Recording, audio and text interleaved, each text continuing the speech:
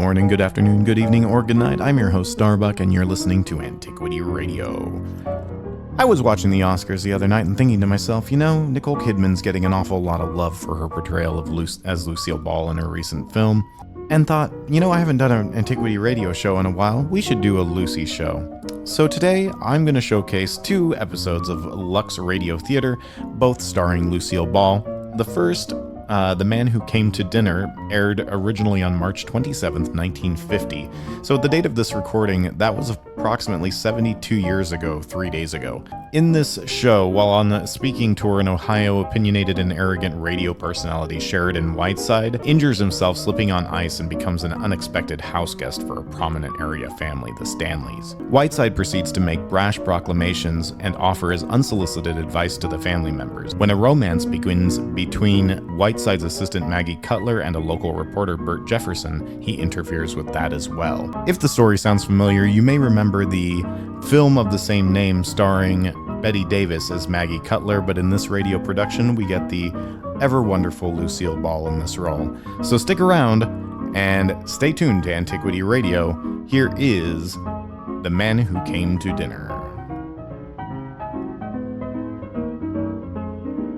Lux presents Hollywood.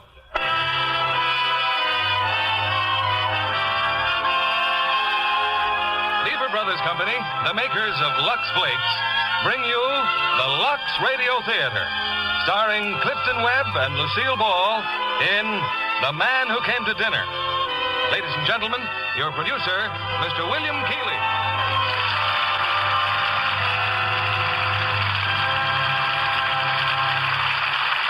Greetings from Hollywood, ladies and gentlemen. Some time ago, the famous team of George S. Kaufman and Moss Hart decided to write a comedy about a certain individual they called Sheridan Whiteside. So they began supposing. Suppose this eccentric character were to visit someone's home for dinner. And suppose he fell down the steps and, well, there you are. They had the so-called gimmick for their plot. The Playboy on that day they named The Man Who Came to Dinner. It had a long run on Broadway, and later I had the pleasure of directing the screen success. In casting the part of Sheridan Whiteside, the problem is to find an actor who can at once be charming and detestable. In short, a genius like Clifton Webb, who played the part for 2 years on the stage. And co-starring with him is a vivacious young lady who has quite a flair for comedy herself, Miss Lucille Ball. When a man brings guests to dinner, the average housewife is sure to think of those extra dishes to wash. But with Lux Flakes as a permanent member of the household, well, it isn't quite so discouraging. Unexpected guests are far more popular when Lux does the work. And now, here's The Man Who Came to Dinner, starring Clifton Webb as Sheridan Whiteside and Lucille Ball as Maggie.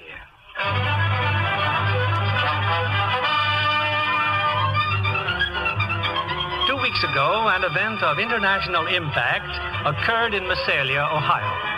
Sheridan Whiteside, celebrated critic, lecturer, radio orator, intimate friend of the great and near great, slipped on a piece of ice and fractured his hip. Result, the idol of the airwaves rests until further notice in the home of Mr. and Mrs. Ernest Stanley.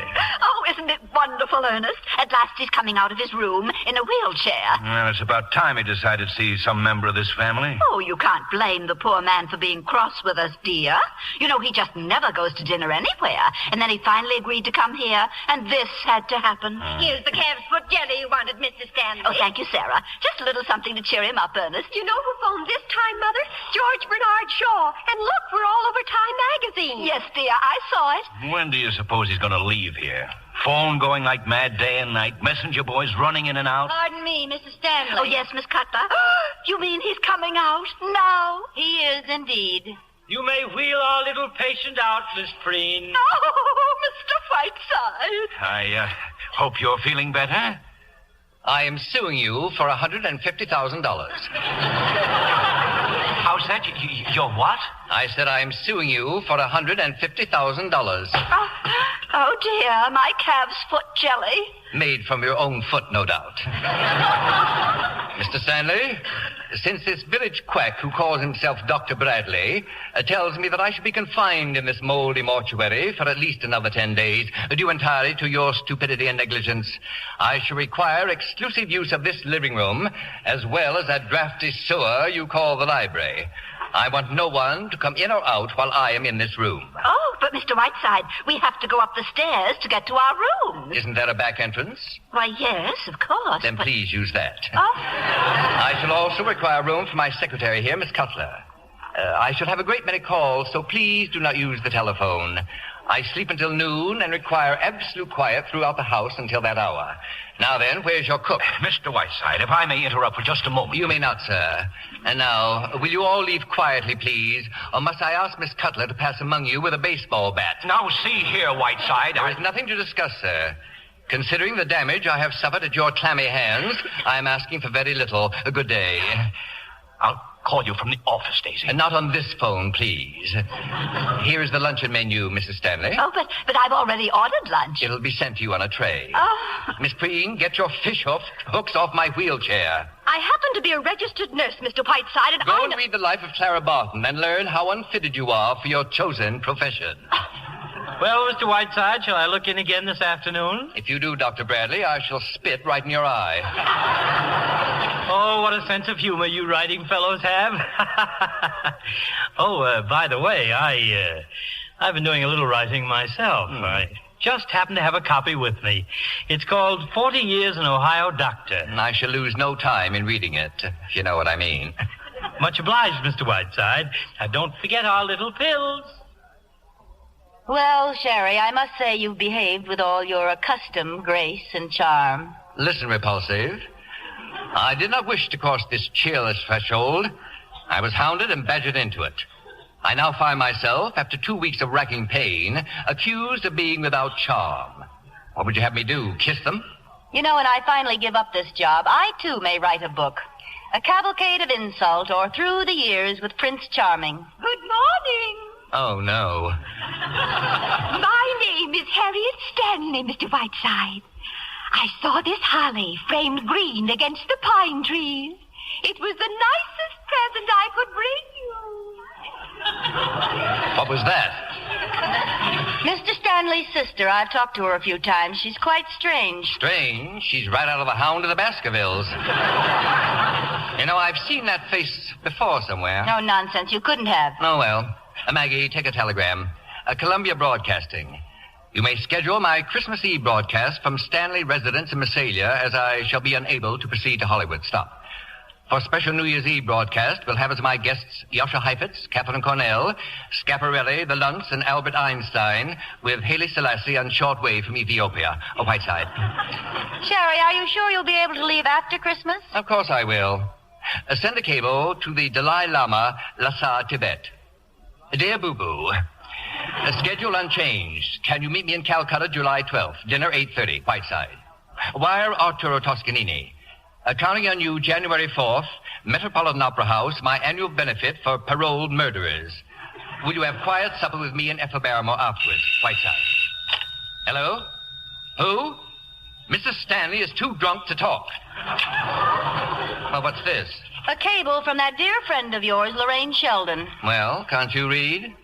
Sherry, my poor sweet lamb, have been in Scotland on shooting party with Lord Bottomley and only just heard of your poor hip.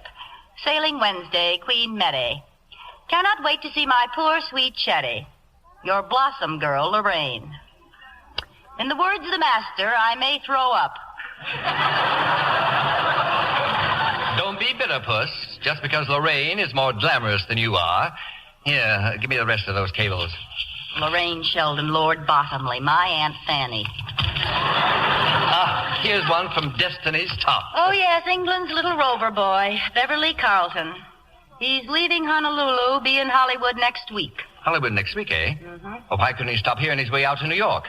Send a cable. Beverly Carlton, Royal Hawaiian Hotel, If these people intend to have their friends use the front door... Well, what do you want them to use, a rope ladder? I will not have a lot of mildewed grave robbers rushing in and out of this house. Good morning, Sarah. There's nobody home. The Stanleys have been arrested for dope peddling. Go away.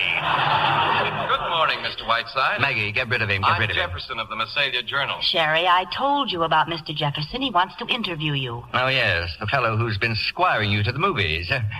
What do you do, Mr. Jefferson? Sit on the balcony playing footsies with her? Well, I warned you about him, Bert. Pass me that box of goodies, will you please? You know, Mr. Whiteside, you're the biggest news to hit Messelia since the end of the war. Pecan butternut fudge. Rather toothsome. Time for your pills, Mr. Whiteside. Oh, my, you mustn't eat candy. It's very bad for you. Miss Preen, my great-aunt Jennifer ate a whole box of candy every day of her life. She lived to be 102, and when she had been dead for 3 days, she looked better than you do now. Now, what were you saying, old fellow? Well, I can at least report to my readers that chivalry is not yet dead. What do you think of Messelia? How long are you going to be here, Mr. Whiteside? A, Messelia is a town of irresistible charm. B, I cannot wait to get out of it. And C, Sherry, look who's here. Oh, blast. It's Metz, Professor Metz. Metz, you incredible beetle hound. Jefferson, behold one of the great men of our time, Professor Adolf Metz, the world's leading authority on insect life. Metz, stop looking at me adoringly and tell me why you're here. You are sick, Sherry, so I come to cheer you. He doesn't deserve it, Professor. Would you believe it, Jefferson? He's written 8 volumes on the mating instinct of the female white ant. Lived 2 years in a cave with nothing but plant lice. Didn't you, my little hookworm? You embarrass me, Sherry. Look, a little present for you. Open it up. What is it? All for you. Here in this box are 10,000 cockroaches. Incredible. Oh, dear, thoughtful, incredible Metz. Look, my friend, they play, they make love, they die. See? They even bury their own dead. Well, I'm glad of that, or I'd have to do it. And with these earphones, Sherry, you listen to the mating call. Here, you listen. How long has this been going on? Did I hear the word cockroach? Take a look, Mrs. Stanley. 10,000 of them. They're mine. Everyone mine. Mr. Whiteside, I will not stand here and allow you Then to... go back upstairs. Metz, you will stay for the day, of course. Stay for lunch, Jefferson. Maggie, tell the cook there'll be 2 more. And close the door. I don't want a lot of prying people prying on their betters.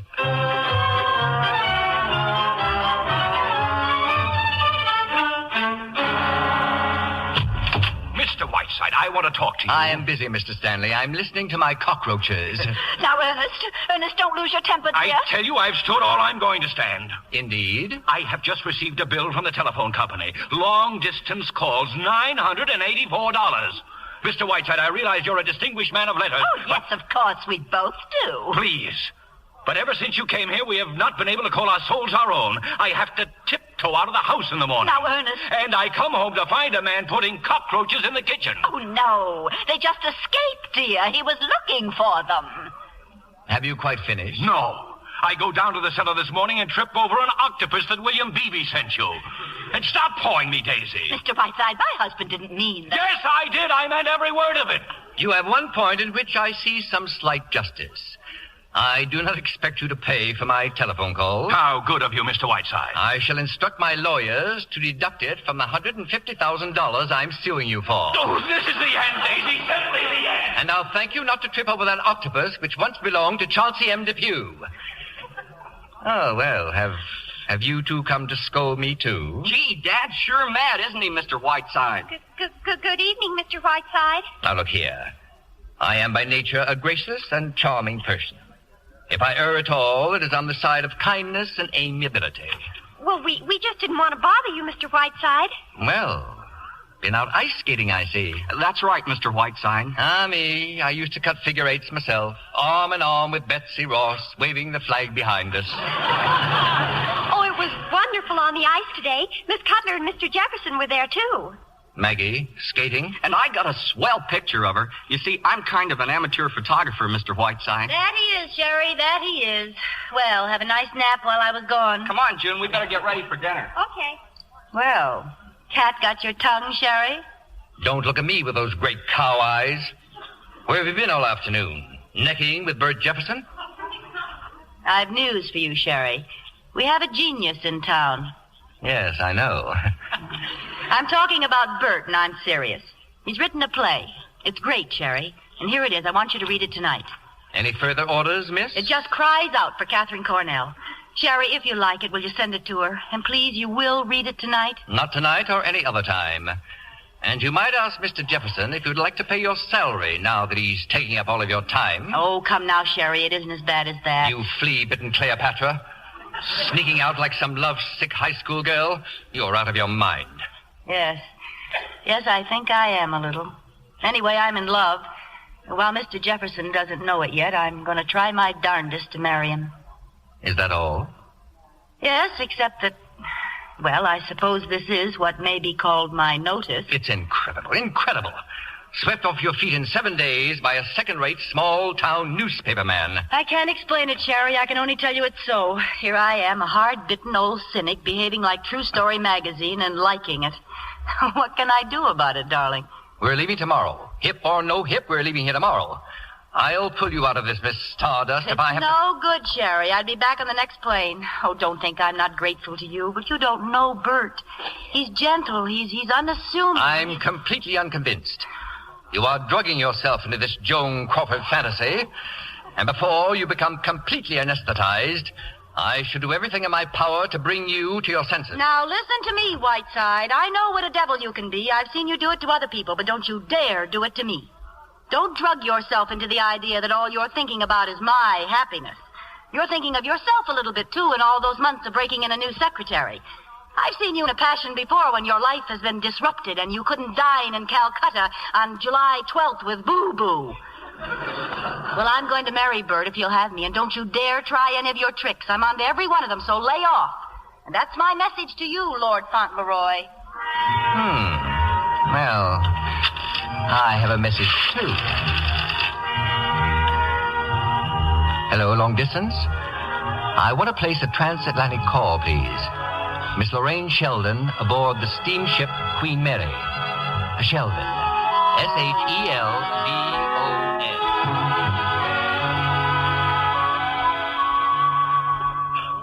Well, good evening, Mr. Whiteside. Come back in Arbor Day, Dr. Bradley. I'm awaiting a most important telephone call. Now, what would be the best news I could possibly bring you? You've been stricken with hydrophobia. Mr. Whiteside, you are a well man. You can leave here tomorrow. Well, sir, I looked at those little x-rays again this afternoon, and guess what? All this time I've been looking at the wrong x-rays. You what? Yes, sir. All this time I've been looking at old Mrs. Moffat's x-rays. Lower your voice, will you? But aren't you pleased? Oh, delighted, but your news comes at a very curious moment. Dr. Bradley, I've been reading your book, 40 Years, something or other, I believe. Yes, Mr. Whiteside, yes. I consider it one of the great literary contributions of our time. Mr. Whiteside. It has its little rough spots, but of course, I was hoping I could stay here in Massalia and work with you. Mr. Whiteside. But you see, if my lecture bureau learns that I am well, they'll insist that I fulfill my engagements. Therefore, Dr. Bradley, we must not tell a soul. Not even my secretary, Miss Cutler. You understand? Not even my own wife, sir. Fine. We can start work tonight. I've got one patient that's dying, and then I'll be perfectly free. I think tomorrow morning may be better. Oh, this is a private call, Doctor. You'll forgive me. Tomorrow morning it is? Yes. Oh, you've made me very proud. I'm so glad, yes. Proud, yes. sir. And humble. Yes. Hello? Good. Put her on. Hello? Is this my blossom girl? How are you, my lovely? Now listen closely, my pet. I've discovered a wonderful play for you. Cornell would give her eye teeth to do it, but I think I can get it for you. Now wait, let me tell you. The author's a newspaper man here in Massalia. No, he's young and just your dish, my dear. Now, it may take a little doing, but you're the girl who can do it. Isn't that exciting, my pet? Yes, that's right. Now, look, don't send any messages. Just get here. Yes, that's right. Goodbye, my blossom. Well, Miss Geraldine Preen. My, but you look radiant this evening. What? Oh, Mr. Whiteside, at times I simply don't understand you. May I see you a moment, Sherry? Of course, Maggie, dear. We're just taking our little pills. Sherry, I'm sorry for what I said before. We all lose our tempers now and then. I promised to have dinner with Bert and go to a movie, but we'll come back and play cribbage with you instead. Fine. And we'll see you soon, Sherry, dear. No hurry, pet. No hurry. I stuff a ittle wabbit in the sunshine. I stuff a ittle wabbit in the rain.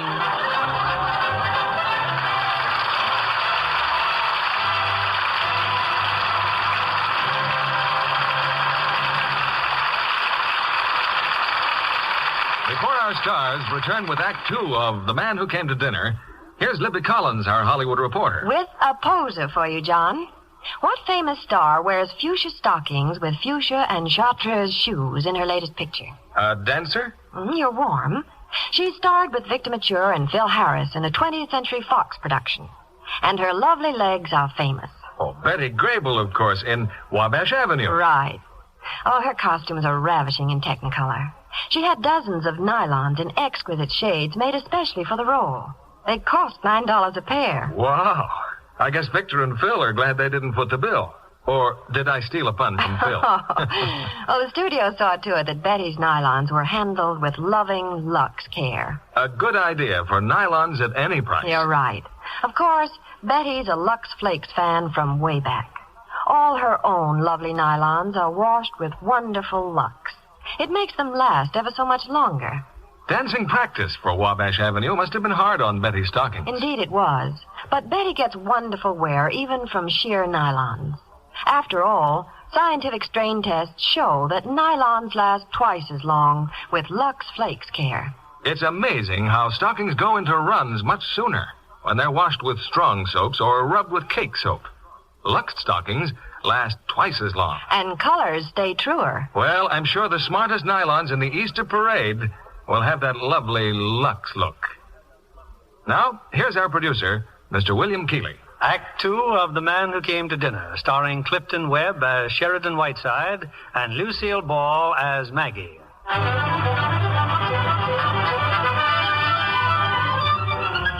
Well, Maggie's in love, but Sheridan Whiteside hasn't the slightest intention of losing her very valuable secretary. He's counting on a real expert to break up the romance, Lorraine Sheldon, due in Massalia today, the day before Christmas. Just look at these Christmas presents, Miss Cutler, all for Mr. Whiteside. Well, Sarah, you see, Christmas is Mr. Whiteside's personal property. He invented it, and it belongs to him. My lands from Shirley Temple, Mr. Belvedere, gorgeous George. And Mr. Whiteside's tree is so beautiful, too. And Mr. and Mrs. Stanley had to put their Christmas tree in their bedroom, you know. They can hardly undress at night. What's this one, Miss Cutler? That's from his sponsor, Sarah, a full year's supply of cream of mush. And he'll give it right back to them over the air. The things he finds time to do. Yes, he certainly sticks his nose into everything. Miss Cutler, you haven't seen the family, have you? Aren't they upstairs? Well, I mean the young ones. Nobody seems to know where they went after Mr. Whiteside talked to them. Oh, Christmas shopping, probably. Well, if I'm going downtown, I'd better let him know. Sherry, may I come in? Come in, Elsie Dinsmore. That must have been quite a session you had, Sherry, with the Stanley heirs. What did they want? Good sound advice, Madam Butterfly. And they came to the right place for it. You know, June thinks she's in love with some fellow in her father's factory. He's a labor agitator, Sherry. She admits it. And Richard, well, he wants to quit high school and go around the world. Really? Sherry, you didn't agree with... Oh, well. Since you don't need me, I'm going downtown to meet Bert. You're free to go as come as you please, dear. The radio men may get here before I'm back. Better start cutting the script, Sherry. What time does Beverly Carlton arrive? Shortly, I hope. Staying over? No, he has to go on to New York. I won't be long, Sherry. Another package for you, Mr. Whiteside. Only it's a crate, Mr. Whiteside, with an expressman. Come in, my good man. A crate, eh? Some kind of animal, Mr. Whiteside. The label says it's from Admiral Richard E. Byrd. Why, they're penguins. Oh, look at them in there, Sarah. Directions for feeding are right on top. It says to be fed only whale blubber, eels, and cracked lobster. They got 7-Up this morning and liked it. Just look at the little fellows. How are you, my pretties? Sarah, you better order a couple of dozen lobsters. I don't suppose there's any whale blubber in Massalia. Well, Merry Christmas. Oh, yes, there is. Take the crate, Sarah, and open those slats a little. They seem so crowded in there. You bet, Mr. Whiteside. Mr. Whiteside, it's been a full week now. My book. When are we going to start on my book? Mr. Whiteside, they're getting out of the crate. Doctor, will you go in there and capture them, please? Cockroaches again? No, penguins, 4 of them. Oh, and try to amuse them, please, until I come in. Who is it, Sarah? Who's at the door? Sherry, my sweet... Lorraine, my blossom girl. Look at that poor, sweet, tortured face. Let me kiss it. How drawn you are. Sherry, my sweet, I could cry. All right. You've made a very nice entrance, dear. Now just relax. But Sherry, darling, I've been so worried in seeing you in this wheelchair. It happens to be the most comfortable chair in the house. Now, take off that skunk and tell me everything. Darling, I'm so relieved you look perfectly wonderful. I just dashed through New York. Now, don't be coy, Blossom Girl. I want to know all about you and that splendid bit of English mutton, Lord Bottomley. Have you hooked him? Sherry, dear, you're dreadful. By the way, has he had his teeth fixed yet? Sherry, really. Cedric may not be brilliant, but he's rather sweet, poor lamb. He's very fond of me, and he does represent a kind of English way of living that I like. So don't be surprised if I am Lady Bottomley before very long. Lady Bottomley. Won't Kansas City be surprised? I should be a flower girl and give the groom an iron toothpick as a wedding present. Mr. Whiteside? What? No, go away. I'm busy. Shh. Who's that? He's fixing the plumbing. What about this play, darling? After all, I came all the way here on Christmas Eve. Well, at the office, a young fellow named Bert Jefferson. He brought the play to me with the understanding that I'd send it to Kit Cornell. It's a magnificent part, and I feel terribly disloyal to Kit, but there you are. Oh, darling, how can I ever thank you? Did he know I was coming, Mr. Jefferson? No. You're just out here visiting me. Just get him to take you to dinner and work around to the play. Good Lord, I don't have to tell you how to do these things. How'd you get all your other parts? Sherry! Now, run back to your hotel and get into your working clothes. By the way, who do you think's paying me a flying visit? None other than your old friend, Beverly Carlton. Beverly? Oh, really? Come, my dear. Mustn't be bitter just because he got better notices than you did. Oh, don't be silly, Sherry. I simply would not care to act with him again, that's all. Sherry, what do you think? Bert just gave me the most beautiful... Oh, Maggie, darling. Santa's been at work, my pet.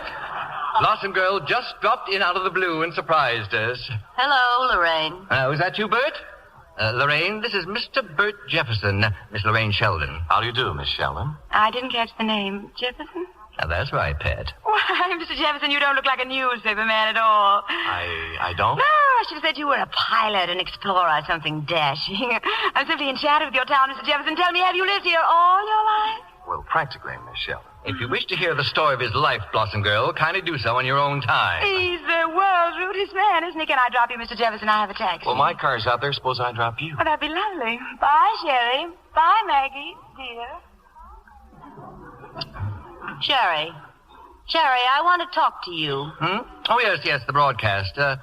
4 minutes to cut, you said? Quite a surprise, wasn't it, her dropping in? Yes, it was. Now, come on, Maggie. Come on, get to work. How long is she going to stay? Oh, I don't know. A few days. Now, look here, Maggie.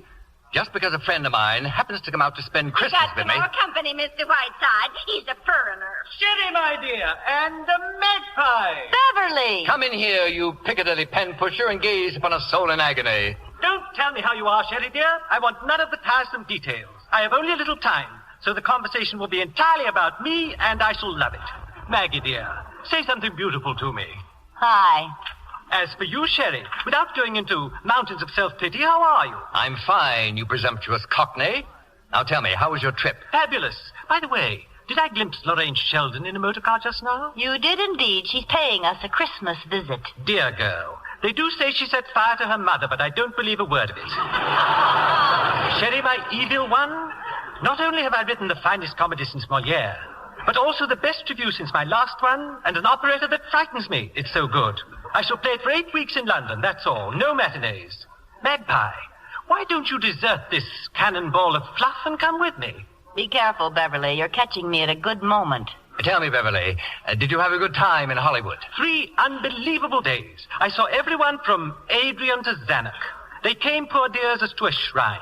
What about Banjo? Did you see my wonderful Banjo? He gave a dinner for me. I arrived in white tie and tails to be met at the door by 2 bewigged flunkies who quietly proceeded to take my trousers off. Dear incomparable Banjo. Now, Mr. Whiteside. No. Just go away. Psst, psst. Kidnapped somebody, Sherry? Yes, that was Charlie Ross. Of course, you know about Lorraine and Lord Bottomley. Know about it, dear fellow. Practically no one's betting on the Derby this year. They're all making book on Lorraine. Have you ever met Lord Bottomley, Magpie? Not very good shooting today, blast it. Only 6 partridges for 4 grouse and the Duke of Sutherland. Good Lord, that's Bottomley to the very bottom. A ripping debate in the house today. Old Basil spoke for 4 hours. Dropped dead at the end of it. Ripping. Oh, you're making it up. No one sounds like that. It's so good it's uncanny. Terry, darling, I must run. I can only tell you that my love for you is so great that I changed trains at Chicago just to wish you a Merry Christmas. If that's the radio people, Maggie, get rid of them. Hello? Oh, hello, Bert. Oh, well, hold on. Beverly, would you talk to a newspaper man for just a minute? I sort of promised him. Won't have time, Magpie, unless he cares to meet me at the station. Oh, thanks. Go to the station and wait for him, Bert. He's leaving now. Bye, dear. Broadcasting tonight, eh, Sherry? Fortunately, I shan't have to hear you. Au revoir, Sherry. Merry Christmas, Magpie. I'll go to the door with you. And start cutting that script, Sherry. What's the matter, Magpie? I'm in love, Beverly. I can't tell you about it. There isn't time. But Sherry, in his own fiendish way, is doing everything he can to break it up. Why, the old flounder. What's he doing? Lorraine. He brought Lorraine here. I know he did. Oh, it's somebody here in town. Yes, the newspaper man you're going to see at the station. He's written a play and Sherry's using it as bait. And you know Lorraine. She'll eat him up alive. What do you want me to do, Magpie? Oh, get Lorraine out of here. The farther away, the better. But how? I'm leaving. Well, I know it may sound silly, but if you were to phone Lorraine from the station, that imitation you do of Lord Bottomley... Magpie, but I'd love it. I'd absolutely love it. Tell her you can't go on without her, that she must return to England immediately. I can't wait. It's pure heaven. Well, it probably won't work, Beverly. But if she should fall for it, maybe I've got a chance after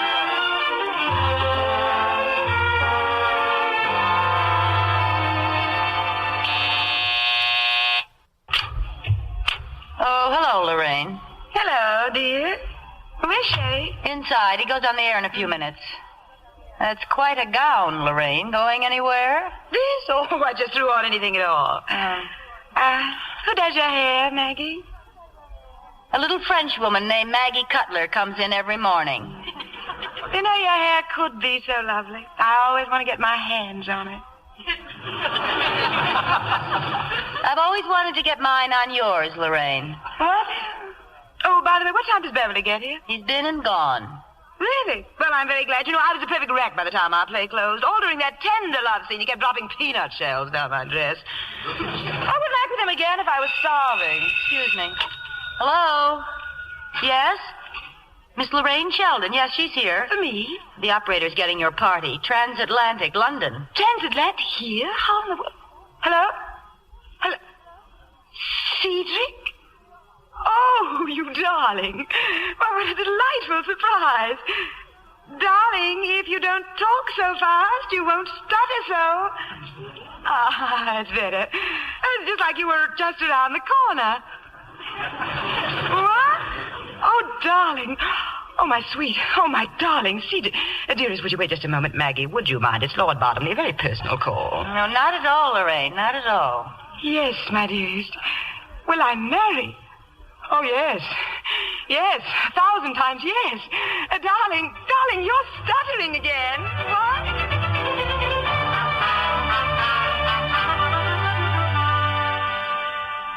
And I think the least you could do, Sherry, is to congratulate her. Lord Bottomley has just asked Lorraine to become Lady Bottomley. Isn't it simply ecstatic? Naturally, I shall have to leave at once. Am I to understand from your girlish squeals that you're about to toss your career into the ash can? Isn't it strange, Sherry? Who'd have thought an hour ago that Lorraine would be on her way back to London? Shut your nasty little face. I have a violent headache. Hello, everybody. Say it's snowing outside. Going to have a real old-fashioned Christmas. Why don't you telephone your scoop to the New York Times? Bert, Miss Sheldon has to leave town very suddenly. Isn't that a shame? Oh, no bad news, I hope. Oh, wonderful, enchanting news, Mr. Jefferson. Anybody admired my Christmas present yet, Maggie? Oh, dear, I forgot. Look, everybody, to me from Jeff. Maggie, what a charming bracelet. Isn't it sweet, Jeff? Will this drivel never stop? My head is bursting. Why don't you mix us a drink, Bert? We'll celebrate Lorraine's good news. Fine. Oh, by the way, I had a 2-minute interview with Beverly Carlton. He's quite a guy, Mr. Whiteside. Just run along, Bert, and fix I the was drink. lucky to even get 2 minutes. He was in a phone booth most of the time. Phone booth? You'll find the liquor in the pantry, Bert, down that way. Couldn't hear a word he was saying, Mr. Whiteside, but from the faces he was making, it looked like a scene from one of his plays. So Mr. Carlton was in a telephone booth at the station. I didn't think he'd ever come out. Bert, will you please? Yes, and make mine a double, will you, Jefferson? My headache seems to have suddenly disappeared. Come along, Maggie. Better show me where the pantry is. Good old Bert. He couldn't hear what he was saying, but from the faces he was making. Oh, Sherry, what is this? What's going on here? Blossom girl, you have just played the greatest love scene of your career with your old chum, Beverly Carlton. That's not true. I was talking to Cedric. What do you mean? I mean, that was Beverly you poured your girlish heart out to, not Lord Bottomley. You've heard him do Lord Bottomley before, haven't you, dear? Yes, of course. But why would he want to do such a thing? This is one of the most... Oh, no. No, the cat, the absolute unutterable cat, the dirty, rotten louse. Why, I'll take... Steady, Blossom, steady. Don't you realize I won't ever be able to show my face in England again? But why? Why would he do this to me? It doesn't make sense. Maggie. Yes, Lorraine? I think I'm beginning to understand everything. Yes, Maggie, that's a very charming bracelet Mr. Jefferson gave you, isn't it, dear? Has something upset you, dear? And to think that I nearly went back to work. Wild horses couldn't drag me out of here now, Maggie. We're almost ready, Mr. Whiteside. On the air in 2 minutes. Oh, who is he? Just went on the radio, man, Check that Blossom. mic again, Harry. Here comes the Jefferson special. Have we time? Oh, I'm sure we have, Mr. Jefferson. I'm not leaving after all. My plans are changed. Oh, it's fine. And I hear you've written a simply marvelous play, Mr. Jefferson. I want you to read it to me tonight. We'll go back to the hotel right after dinner. Why, I'd be delighted. Maggie! Why, I'll bet you arranged this whole thing. Well, it's the finest Christmas present you could give me. Yes, I thought you'd like it. Oh, it's no use. I'm getting out of here. Is he in there? Is Whiteside in there? Not now, Mr. Stanley. I'm about to go on the air. Whiteside. My son has just run off on a freighter. He says he's going around the world to take photographs. And my daughter's eloped with an anarchist. I know he is, and they both say that you told them to do it. Quiet, please. 15 seconds. How dare you? This is the most outrageous thing I've ever... Oh, I see you're still busy. Without a doubt, you are the most impossible man I've ever heard of. For heaven's sake, quiet! Scott, stand by. Oh, thanks, Harry. Quiet, please. Good evening, everybody. Cream of Mush brings you Sheridan Whiteside. This is Whiteside speaking. On this eve of eves, when my own heart is overflowing with love and kindness, I think it is most fitting to tell you once again the story of that still and lustrous night, nigh unto 2,000 years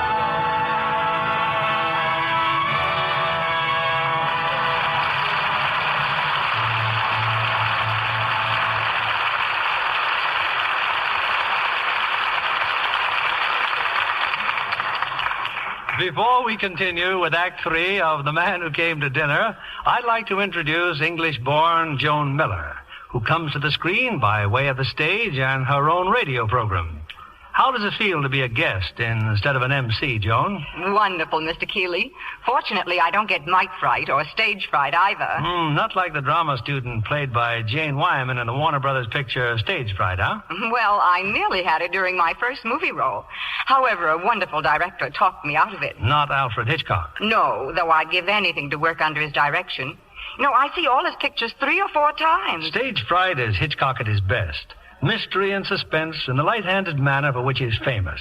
A splendid cast, too. Jane Wyman, Marlene Dietrich, Richard Todd. Mm-hmm. You know, after the filming, I saw some of the original costumes in the wardrobe department at Warner Brothers. They're fabulous. I was amazed how many had been washed with Lux Flakes. Of course, I'm a Lux fan myself. You'll find Lux Flakes in many a screen star's home, too, Joan. Oh, I'm sure of that, Mr. Kennedy. One day in Jane Wyman's dressing room, I complimented her on her lovely new negligee. You know, then Jane confessed that it's been luxed many times. She insists on Lux Flakes for all her lingerie. That's not surprising. In test after test, slips and nighties that were washed with Lux Flakes looked lovely. Yes, really lovely. 3 times as long as those washed the wrong way. You've seen, I'm sure, how careless washing can make lingerie disappointingly drab. It's no wonder thousands of girls follow the stars, give all their nice things gentle Lux Flakes care for that lovely Lux look. Thank you for coming tonight, Joan Miller. We pause now for station identification. This is CBS, the Columbia Broadcasting System.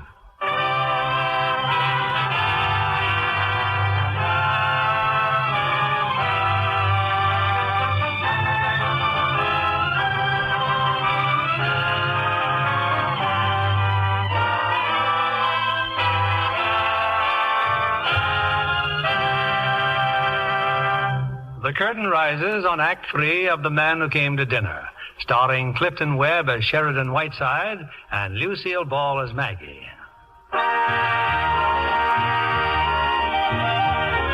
It is now some 15 hours later, Christmas morning in the Stanley household. And a very quiet morning it has been until now. Miss Preen? Yes, sir, I'm coming. Where do you disappear to all the time, my Lady Norcia? Mr. Whiteside, I can only be in one place at a time. That is very fortunate for this community. Now, where is Miss Cutler? She hasn't gone. I'm sure I don't know. Not yet, but she's just about to. I'm taking the 1 o'clock train, Sherry. I'm leaving. You're doing nothing of the kind. Honestly, Maggie, sometimes you can be very annoying. You know, Sherry, in a way, you're really quite wonderful. You're annoyed. I wish there was a laugh left in me. Shall I tell you something, Sherry? I think you are a selfish, petty egomaniac who would see his mother burned at the stake if that was the only way he could light a cigarette. I think you are incapable of any human emotion that goes higher than your stomach, and I was the fool of the world for ever thinking I could trust you. Well, as long as I live, I shall never do anyone a good turn again. I won't ask you to apologize, Maggie, but... Hello. Merry Christmas, everybody. I suppose I'm a little drunk, Maggie, but I can explain everything. Mr. Whiteside, shake hands with a successful playwright. Miss Sheldon thinks my play is wonderful. Isn't that wonderful? Yes, that's just wonderful, Bert. Oh, but there's more. Miss Sheldon says the play needs a little bit of fixing, so she's going to take me to a little place she's got in Lake Placid. We'll work on the play together. Isn't that wonderful? Look, Bert, I suggest you tell us all about this later. Now, why don't you... I thought if I came early, Mr. Whiteside, we could... Oh, excuse me. Dr. Bradley, I think Mr. Jefferson would like some black coffee and a little breakfast. Will you take care of him, please? What about I bet you never had champagne for breakfast, did you, Doc? Well, today's the day you're gonna.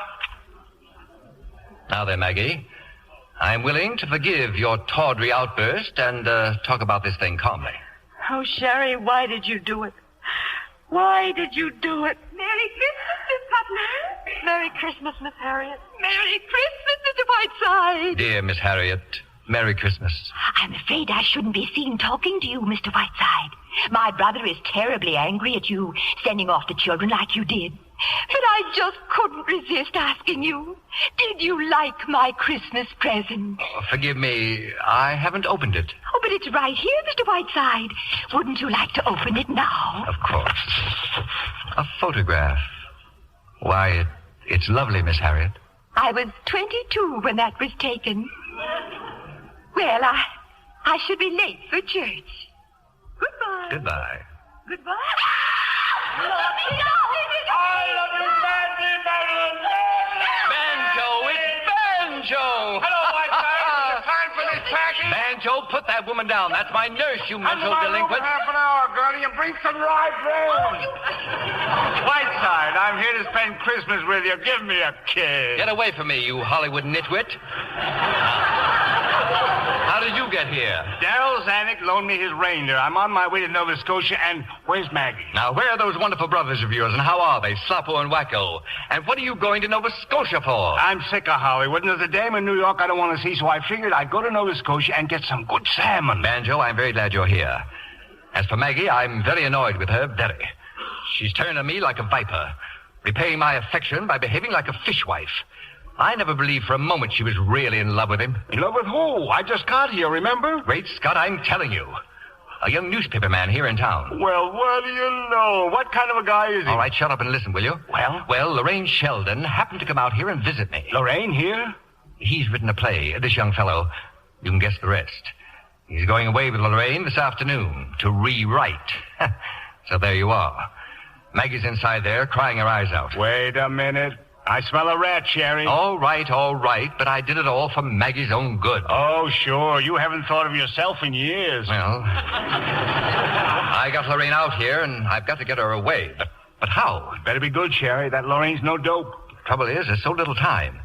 There must be some way out. There must be. I'm too hungry to think. Excuse me while I look for the kitchen. Tell Sarah I said you're mad, but quite harmless, and hurry back.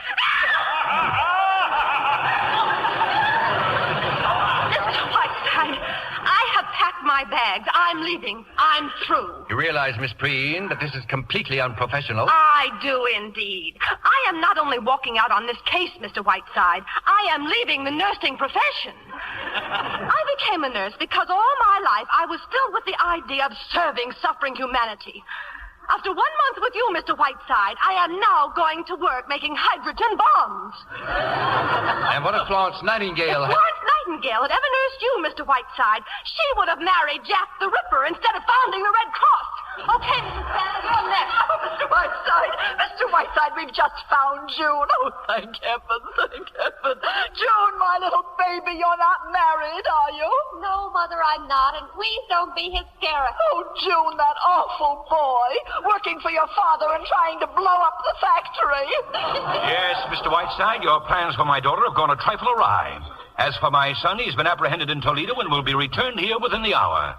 Not having your gift for invective, I cannot tell you what I think of your obnoxious interference in my affairs. But I have now arranged that you will interfere no longer. You may come in, Sheriff. Please call off your bloodhounds, Mr. Stanley, before you strain my patience. These two men have a warrant by which I am able to put you out of this house. And I need hardly add that it will be the greatest moment of my life. And that means baggage, wheelchair, penguins, octopus, and cockroaches. Now I'm going upstairs to smash our radio, so that not even by accident shall I ever hear your voice again. Sure you don't want my autograph, old fellow? You have just 15 minutes, Mr. Whiteside.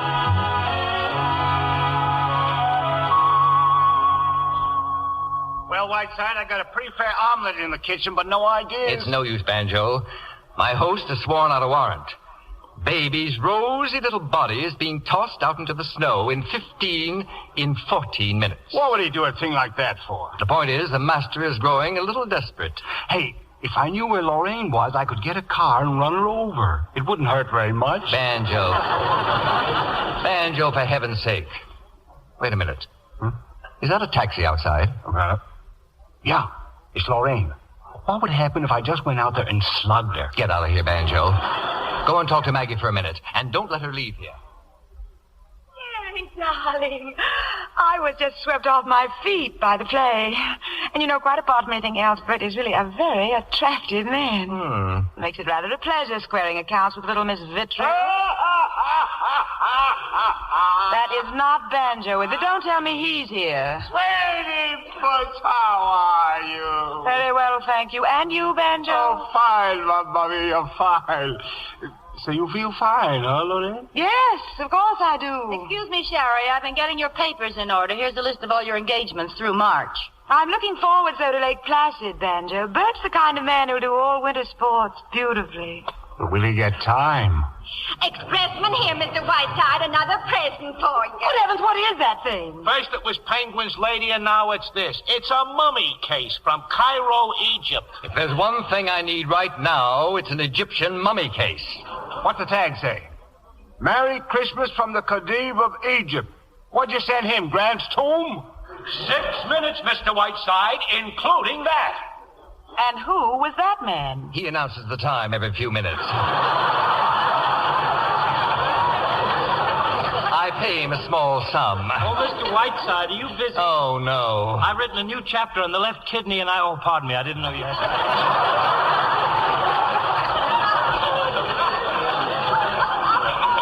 You know, I think this mummy case is rather beautiful. Just think, Sherry, this mummy case. Here was a woman, like myself. A woman who once lived and loved, full of the same passions, fears, jealousies, hates. And what remains of it now? Just this, nothing more. Going somewhere, honey? I want to stand inside. Look at me, Sherry. A span of 4,000 years. And here I am. Another woman living out her life. I want to cry. Whiteside, I think I got an idea. Yes, so have I. What about? Don't move, my dear. Don't even talk. Just stand there, my blossom. There's something about your expression as you stand in that case like a halo. Why, Sherry, how sweet. Lorraine, dear, in this single moment you approach the epitome of your art.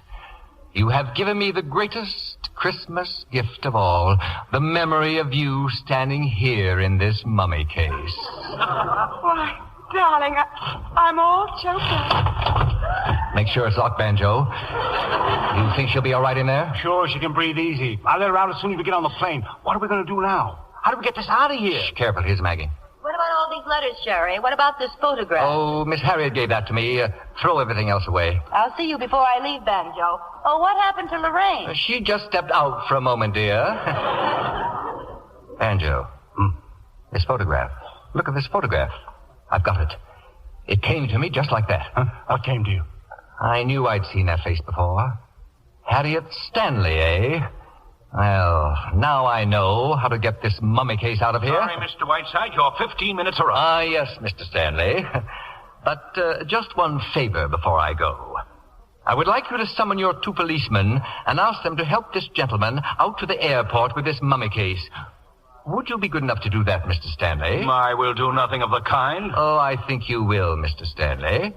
Or shall I inform my radio audience next week that your sweet old sister, Harriet Stanley, is none other than the famous Harriet Sedley, who murdered her mother and father with an axe 25 years ago in Gloucester, Massachusetts. Mr. Whiteside. How did that little jingle go now? Oh, yes. Harriet Sedley took an axe and gave her mother 40 whacks. And when the job was nicely done, she gave her father 41. Officers, will you come in, please? Mr. Stanley would like you to help him with this mummy case. Right, Mr. Stanley? Yes. Banjo, my love, you're wonderful. I may write a book about you. Don't bother. I can't read. Goodbye, Maggie. Hey, don't drop the case, boys. It contains an antique. Jerry, what did he mean? Oh, no, you don't mean the Lorraine. He is indeed. Oh. The field is clear, and you have my blessing. Oh, Sherry, you old reprobate. My hat and coat, Maggie. Oh, and I'll take your railroad tickets. I'm leaving for New York. You're leaving? Don't argue, rat girl. Do as you're told. Yes, Mr. Whiteside. Are you very busy, Mr. Whiteside? Yes, Dr. Bradley, very busy. But if you ever get to New York, Doctor, try and find me. Goodbye, Maggie, my lamb. Oh, Sherry, you're wonderful. Yes, aren't I? Oh, Jefferson, my boy. I've decided to take your play to Catherine Cornell after all. You'll never know the trouble you've caused. Merry Christmas, everybody. Merry Christmas, Mr. Whiteside. Oh, look at him, Bert. There goes the most... Oh! Yes, dear, there he goes, right on his celebrated ear. Oh, Whiteside! Mr. Whiteside! He fell down again. Poor Mr. Whiteside slipped on the ice again. Bert, help them carry him in. Preen, I want Miss Preen! Miss Preen! As for you, Mr. Stanley, I am now suing you for $350,000.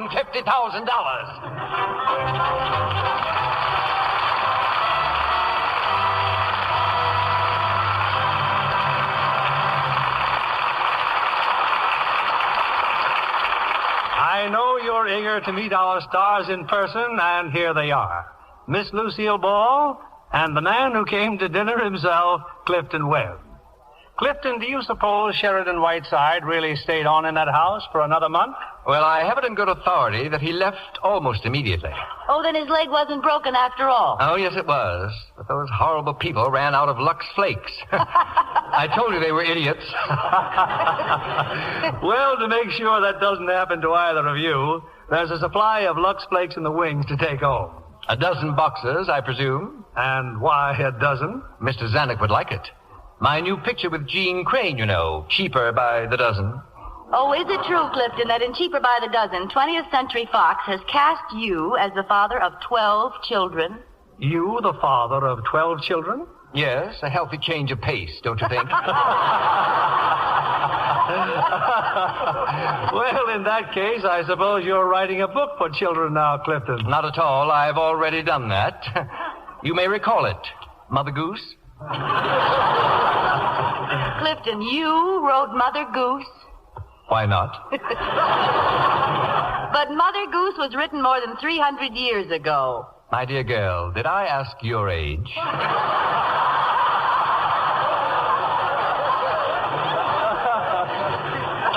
Well, let's change the subject. Bill, you said your show next week was going to be something special. Yes, Lucille, it is. The very beautiful and moving story, Come to the Stable. We'll have the same star you saw in the 20th Century Fox picture, that lovely and talented artist, Loretta Young. And in his original role, Hugh Marlowe, making his first appearance on this stage. I know you'll enjoy them in this bright and tender drama. That will be a wonderful radio play, Bill. Good night. Good night, Lucille. Clifton? Good night. Are you under the impression that I'm leaving? Yes, Clifton, good night. And please be very careful going down the stairs.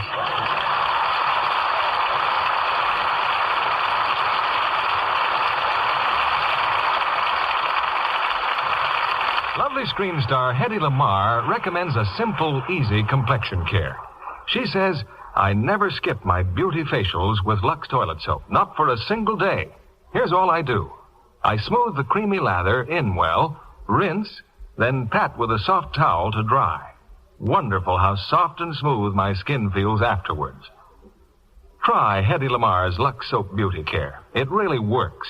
Recent tests by skin specialists show that in actually 3 out of 4 cases, complexions improved in a short time with daily Lux Soap Care. Next time you shop, be sure to get Hollywood's fragrant white beauty soap. Use it regularly. Discover for yourself why 9 out of 10 screen stars use Lux toilet soap. Tonight, the Lux Radio Theater is honored in bringing you a special guest. Ladies and gentlemen, may I present the President of the American National Red Cross, speaking from Washington, General George C. Marshall. I have just finished an extensive tour of the country, some 30,000 miles, and I was tremendously impressed by the leadership and work of our 3,700 Red Cross chapters, and by the large numbers of public-spirited men and women who have volunteered their services as campaign workers. The American people believe in the Red Cross. They judge the Red Cross by its works. Year in and year out, they have seen it mobilize its resources to aid the victims of disaster with both emergency relief and long-range rehabilitation. Last year, it helped in 330 disasters, the greatest number in a single year. And here's an interesting point. April is the month of greatest disaster frequency, so we must anticipate more Red Cross assistance in the next 30 days.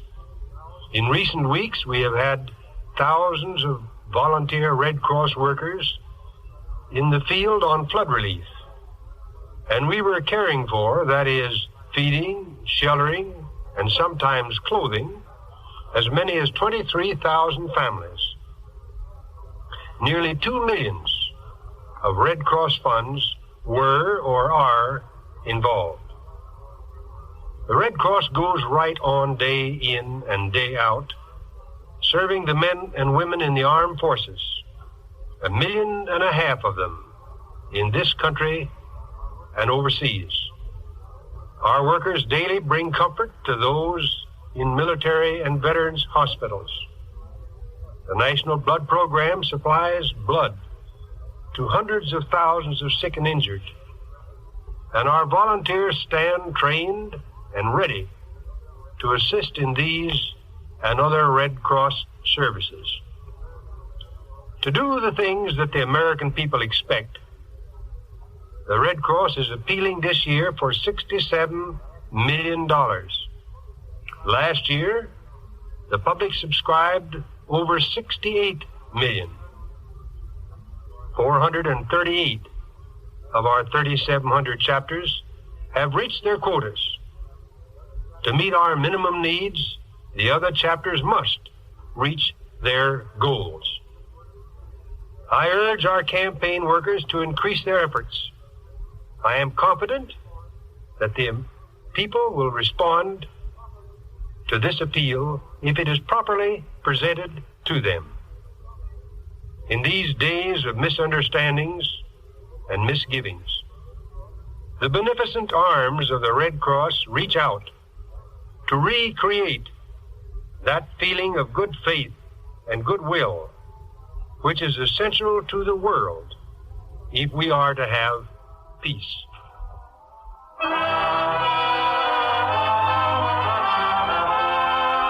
Lever Brothers Company, the makers of Lux Flakes, join me in inviting you to be with us again next Monday evening when the Lux Radio Theater presents Loretta Young in Come to the Stable with Hugh Marlowe. This is William Keeley saying good night to you from Hollywood. Lucille Ball will soon be seen in the Paramount picture Fancy Pants, co-starring with Bob Hope. Our play was adapted by S.H. Barnett, and our music was directed by Louis Silvers. This is your announcer, John Milton Kennedy, reminding you to join us again next Monday night to hear Come to the Stable, starring Loretta Young with Hugh Marlowe. Stay tuned for My Friend Irma, which follows over these same stations. This is CBS, the Columbia Broadcasting System.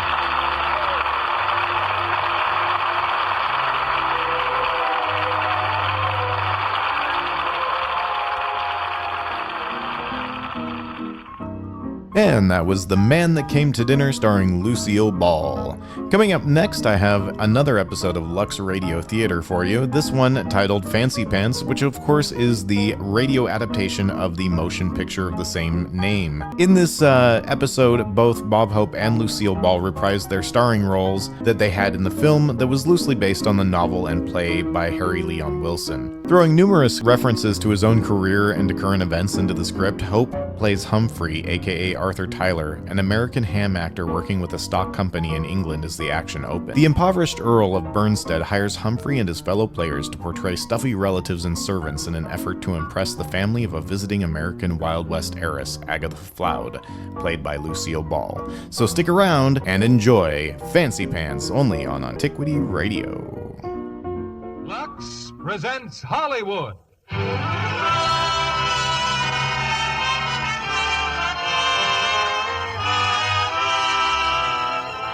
Lever Brothers Company, the makers of Lux Toilet Soap, bring you the Lux Radio Theater, starring Bob Hope and Lucille Ball in Fancy Pants.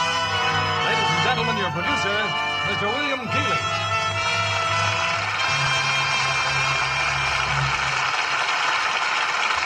Greetings from Hollywood, ladies and gentlemen.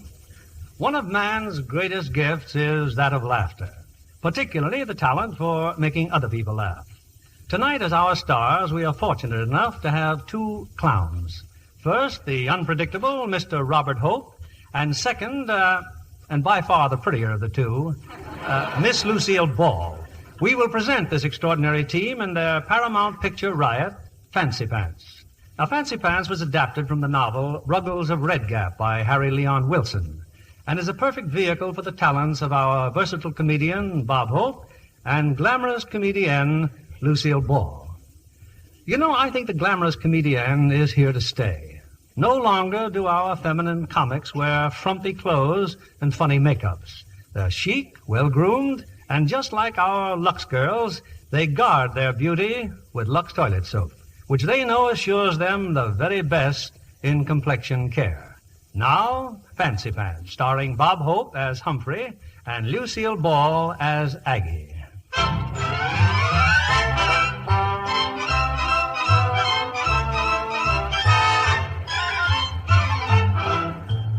It's England, 1905. And out in the countryside, a third-rate group of actors has just concluded another dismal performance. We're backstage now, and the cast is on its usual topic of discussion.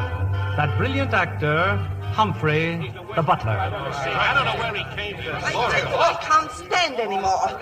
Either that blundering monster Humphrey leaves the show, or I leave it. My dear woman, now don't blame me.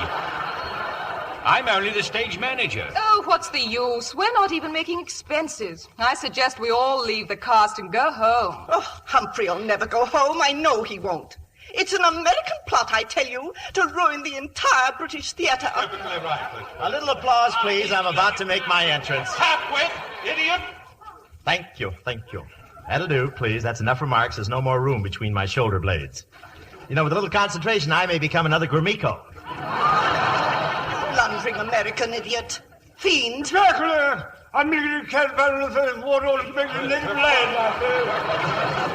Now, if you'll all keep quiet for just a moment, I've got some news for you. Yes, what is it? It so happens that the young Earl of Brinstead was in the audience tonight. Royal? Yes, and not only that, but the Earl of Brinstead has a proposition to offer you. Yes, now, he's waiting in the office. Come along, all of you. The entire splendid cast, I presume. Now, let me warn you, Earl, we're the finest actors in the British Empire, and we're going to be real tough to deal with. Now, what's your proposition? Well, we'll take it. Ladies and gentlemen, I recently have become acquainted with a rather intriguing young lady from America. Now, her mother is a nouveau riche, determined at all costs to inflict culture upon her daughter, Agatha. So, I have invited Miss Floud and her mother to my country estate for the weekend to meet my family. Rather rash, eh, what? Since I have neither estate nor family. However, my friend Lord Twombly has lent me his home, and you, dear people of the theatre, shall enact the role of my family. On one condition, my lord.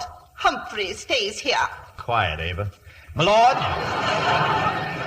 there are members of this cast who are jealous of my sterling portrayals. I have played valets and gentlemen's gentlemen from Chicago to Liverpool, and the critics all say the same thing about my performance. Nothing she said, only nothing about it, I when the front of ball. Yeah, but how can they print that in the newspapers? Good for you, she's putting all that blast. What does he say? Oh, he said there'd be plenty to eat and drink, a good fee, and she's spoiling it all. He talks like that ever since he got hold of a loaded crumpet. Well, those are my terms. Oh, give Humphrey another chance. After all, he is human. Well, practically. Oh, very well then. But keep him away from me.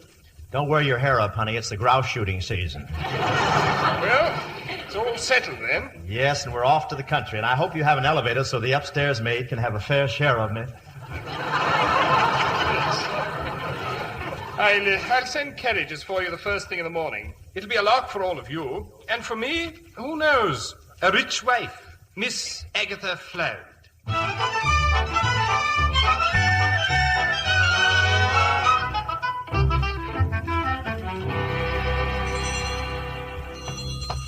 Coming. Howdy. Oh, good afternoon, Mum. Maggie. Well? You got a courtesy. How many times did I tell you? Oh, Mom. Good afternoon. Your wrap, Mum? I'll say. Bought it in St. Louis. Solid ermine. Oh, I'm the butler. Oh. Thank you. I think so myself. His lordship awaits in the garden. If the two mums will just follow me. Maggie, what class? Wish we had something like that back home. Oh, Ma, somebody'd shoot him before we got him near the house. My lord, direct from America, presenting Mrs. Floud and Miss Floud. Oh, so good to see you. Thank you, sir. And now here are your guests. Hi, Earl. Oh, Miss Agatha, Mrs. Floud, my family. This is my mother, Lady Brinstead. Flattered to meet you, Lady Brinstead. Charmed. Do it, Aggie. Charmed. My cousin Rosalind, Duchess of Dover. Charmed. How do you do? Aggie. Okay, Ma, okay. Howdy, Dutchship. How do you do? His Lordship the 13th Duke of Brinstead, my father. Oh, imagine I looked at my boss saying, don't let me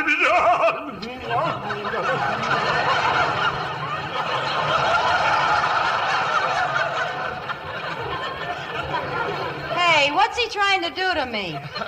Just kissing your hand, Miss Agatha. You'd think there was gravy on it. You must forgive father's enthusiasm. Told him all about you, sir. You hear that, Aggie? The Earl told his pa all about you. And somebody ought to tell his mother all about his father. Well, I hope our guests find it relaxing here at Brinstead Manor. Eh, Mamma? Yes, indeed I do. Oh, beg pardon, my lord. Yes, Humphrey? Your monocle is smudged. You've been breathing through your eyeballs again. There you are. Anything else, my lord? Mustache wax, a touch of hair oil, perhaps? A whiff of stopette?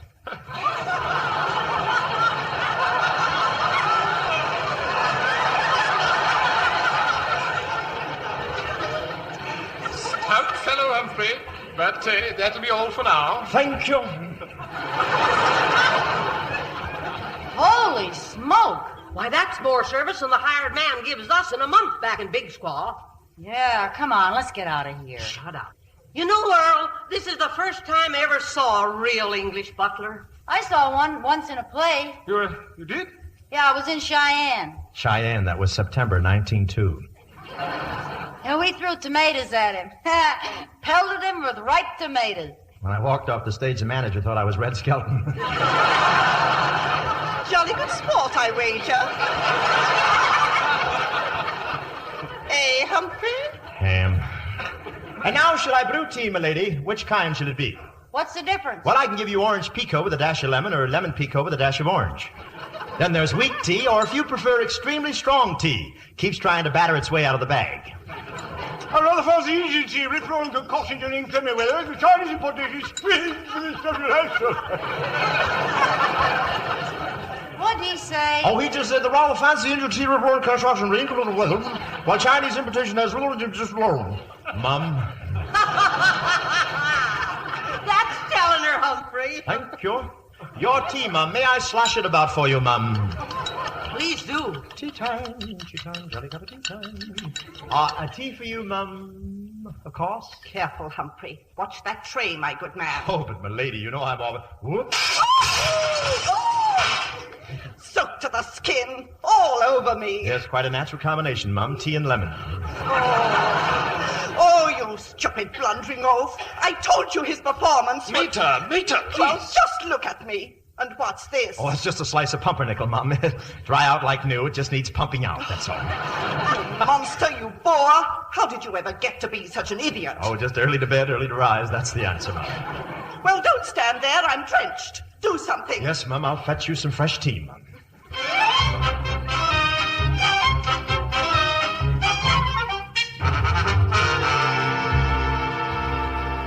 Humphrey. Psst. Over here, Humphrey. I want to chew the fat. So soon after tea, Mum? Shh. What do they pay you around here, Humphrey? 6 quid, 3 bob, 2pence halfpenny a fortnight, Mum. How much is that? I don't know. I'm still trying to find out what a fortnight is. Well, how about a nice fat raise, Humphrey? Are you trying to lure me from the service of his lordship, Mum? Exactly. Impossible. My family's always buttled the Brinsteads. My father, my father's father, my father's father's father's father. I could even go farther. Oh, now listen, son. Hanging around here ain't getting you nothing. Here's my card. Drop in at my hotel and we'll work out a deal. Double your salary. Don't tempt me, Mum. Money brings out the cad in me, and my cad is ready to get out. Well, meanwhile, just see that you keep out of the billiard room. The billiard room? Oh, I've been barred from the billiard room for life, Mum, for cheating. I won £50 shooting pool with the Earl before he found out the terrible thing I'd done. The terrible thing you'd done? What was it? Oh, I can't tell you, Mum. What was it? Well, I soaked his pool cue in Jergens lotion. He'd never have found out, but someone started to play Song of India and it crawled into a basket. Well, Aggie's in there with his lordship. And he's alone. Who knows, Humphrey? Maybe he's going to propose. Gad, Mum. I trust the luscious Miss Floud knows what she's doing, Mum. Maybe she don't, but I do. Just imagine. An earl for a son-in-law. Hey, what are you doing? Humphrey, no! Leave him be. I tell you, he's going to propose. Now then, Agatha, my dear, if you'll just give me your hand. Okay, here. Thank you. You place the hand on the billiard cue thusly. Do you follow me? May I tell you something, dear Agatha? May I tell you that I brought you in here just to be alone with you? Why? Because you're the most exciting girl I've ever met. If only I knew the right words. If only I knew what to do. May I be of service, my lord? Sherry, my lady? Well, Well, don't mind if I do. Sherry, my lord. No, nothing for me. Thank you, Humphrey. Scotch and soda, my lord. Nothing at all, thank you. You may run along now. Scotch and water, my lord. No, nothing, thank you. Soda and water, my lord. Nothing. Water over water. Scotch over ice, my lord. No, nothing, Humphrey. Scotch over scotch, scotch over bourbon. That would be all, Humphrey. Thank you. Care to play musical glasses? It's jolly well crazy, my lord. No, nothing. Shall I draw the blinds, my lord? Draw your bath? Draw your picture. Look, Humphrey, draw whatever you like, but somewhere else. Somewhere else. Yes, my lord. Or shall I chalk the mum's cue, my lord? Why don't we just give up until he winds down? You heard his earlship. Hit the breeze and stop talking. Well, if Mum feels that way about it, Mum's the word, Mum. I'm terribly sorry, Agatha. Now, as I was saying, oh, my darling, if you only... Announcing Sir Wimbley, Mrs. Floud, Lady Margaret, Lady Rosalind, and Cyril, my lord. Oh, for heaven's sake. Lady Margaret, Mum, may I serve the punch bowl? You may. Serve the punch bowl, Humphrey. Fine, Mum, as soon as I return from the laundromat in the corner. I can't think of any place else to put the goldfish. By the time you finish the punch, they'll be suds washed and rinsed 3 times. Well, Aggie, any news? Oh, lay off of me, will you, Ma? Well, you may not want his earlship, but I sure got a hankering for Humphrey. Ma! I tell you, Aggie, that Humphrey would make a real gentleman out of your paw. Take that home with us to Big Squaw? Well, why not? You got bats in your belfry. I don't care. I'm going to get that Humphrey for your paw somehow. If Lady Margaret would only fire him. Oh, Pa'd just feed him to the pigs. Get over there and shoot your pool. I gotta think. How am I gonna do it? How? A little refreshment, Mum? Bavarian punch? Bavarian punch? Whiskey stirred with a Bavarian. No, I don't want any. Well spiked, Mum. A little punch, Mum? Why, thank you, Humphrey. Make you fit as a tiddly and ready to wink. I'm warning you, Humphrey.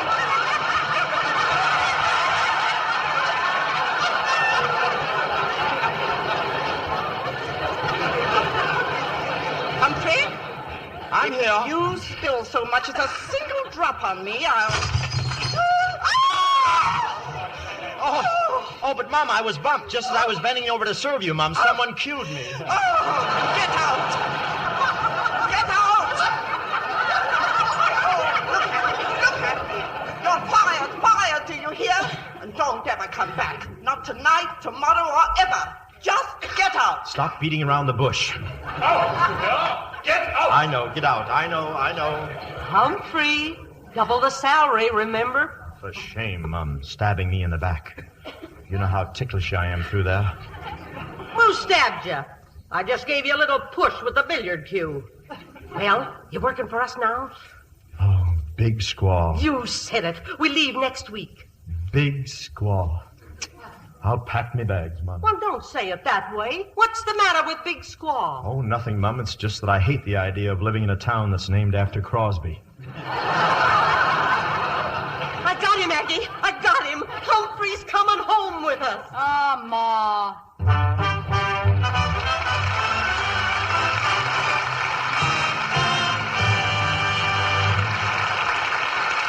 In a few moments, we'll present Act 2 of Fancy Pants. Now, here's Libby Collins, our Hollywood reporter, with the Lux movie news of the week. We're off to Mexico this week, John, to a gay, romantic Mexico setting for the Howard Hughes presentation, His Kind of Woman. That's the RKO picture starring Robert Mitchum as a gambler who goes straight and is forced to shoot it out with a tough gangster. And Jane Russell turns in some high comedy as an ex-band vocalist masquerading in high society. But she turns straight, too, and ends up in Mitchum's arms as his kind of woman. I hear Jane Russell wears absolutely dazzling costumes. But then Jane's a dazzler herself. She's a Lux girl, John. With a truly Lux-lovely complexion. Yes, indeed. Jane Russell always depends on Lux soap care for her complexion. And she tells me she adores the big new bath-size Lux. It makes her daily beauty bath so luxurious. So many screen stars say that, Libby. In fact, bath-size Lux is a favorite all over Hollywood and everywhere. The creamy lather is so abundant, even in hardest water. And I love the way it leaves my skin so fresh. Lux lovely all over. Yes, Lux Soap's active lather makes you sure of daintiness, sure of charm. It has a delicate flower-like fragrance that really clings, really lasts. Tomorrow, get this satin-smooth bath cake that leaves skin Lux lovely all over. 9 out of 10 screen stars Use fragrant white Lux toilet soap. Now our producer, Mr. William Keeley. Act 2 of Fancy Pants, starring Bob Hope as Humphrey and Lucille Ball as Aggie.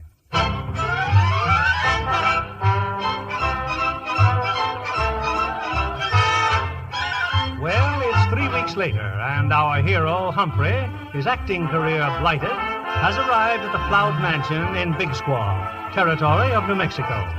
Mrs. Floud is showing Humphrey around the house, while Aggie and her father... Oh, I sure missed you, daughter. I sure did. Say, how come you're all Sundayed up on Tuesday? Oh, it's Ma, Pa. She's taken to finery like a hog takes to slop. Yeah, sometimes I wish I never found all them gold mines, Aggie, and got so doggone rich. And now that we got a butler... Oh, Aggie, I'm in a peck of trouble. And it's all his'n fault, Humphrey's. Well, he is kind of lame-brained. First, your ma wrote me that some Earl was making goo-goo eyes at you. Then she sends me a telegram that she's bringing home a gentleman's gentleman. So, naturally, I figured it's the same fella. Huh? Say that again, Pa. Aggie, I've told everybody in Big Squaw that you and Ma was bringing home a Earl. You told everybody... Oh, Hey, what am I laughing at? And now the whole town's fixing to welcome him proper. Gosh, when Ma finds out, what'll I do? You won't have to do, Pa. You're gonna be did. Hey, no wonder Cart Belknap was so mad. Cart Belknap? Yeah, I saw him down at the depot. Couldn't figure out what was eating him. Piece by piece. Toughest hombre in Big Squaw, and Cart's mighty sweet on you, Aggie. There goes your problem, Pa. Cart thinks there's something between me and Humphrey, huh? Well, suppose I let him keep on thinking it. Cart'd cut out his liver and boil his gizzard in his own sauce, and after that he... Jiggers, Pa, here they come. Ma and him. Well, there he is, Humphrey. That there's Mr. Floud. Howdy. Howdy, sir. Now, let's get one thing straight, Humphrey. I take care of myself, see? Oh, that's quite obvious, sir. In the house, I always go around in my shirt sleeves.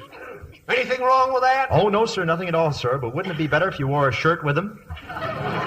Just a suggestion, of course. Don't let me rush you into anything. Humphrey, I want you to meet our hired help. Get in here, boys. This here's Wampum, our Indian foreman, and this is Wong, our Chinese cook. Boys, meet Humphrey. How do? Oh, they do. All right, Humphrey. You can start right now lecturing Mr. Floud. Humphrey, your first doorbell. Go on, see who it is. Thank you.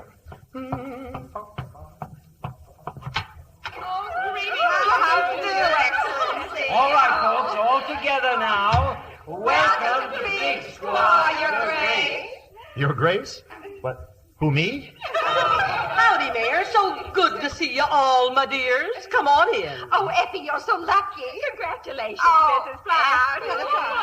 Humphrey, ain't he elegant? She calls him Humphrey, his first name, right to his face. Oh, real, genuine Earl. Oh, this certainly makes you the queen of Big Squaw's society, Effie. Me, Queen?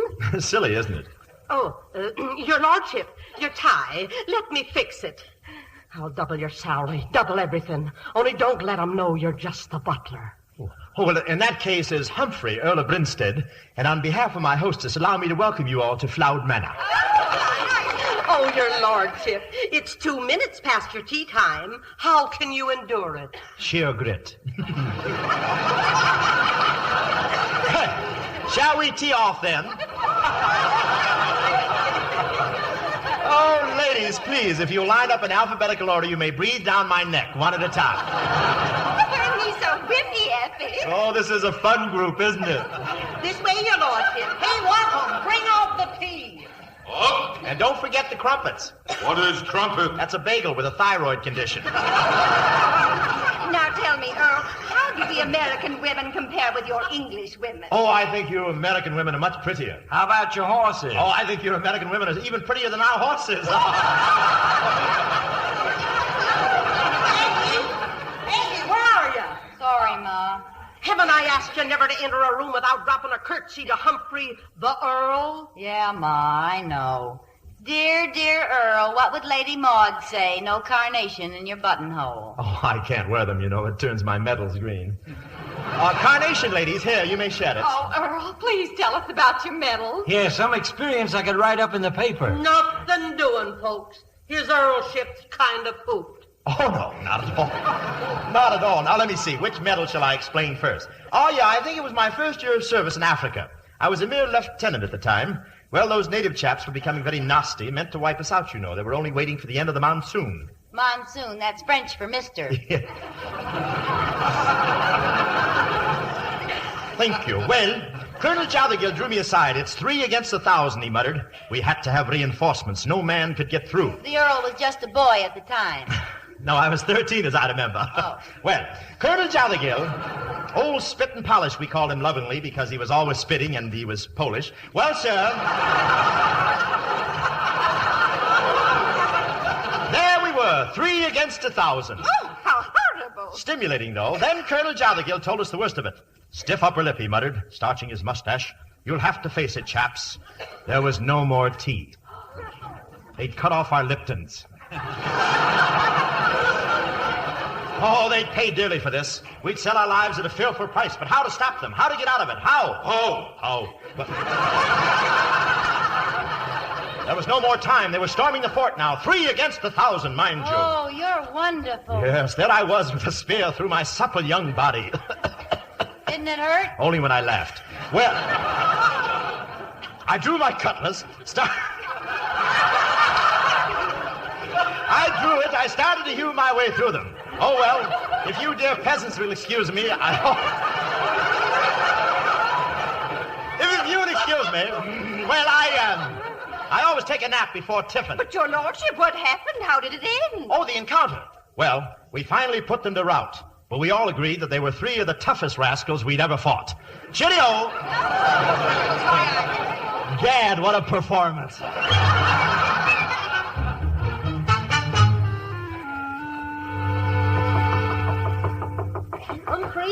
Humphrey! Enter then! Enter!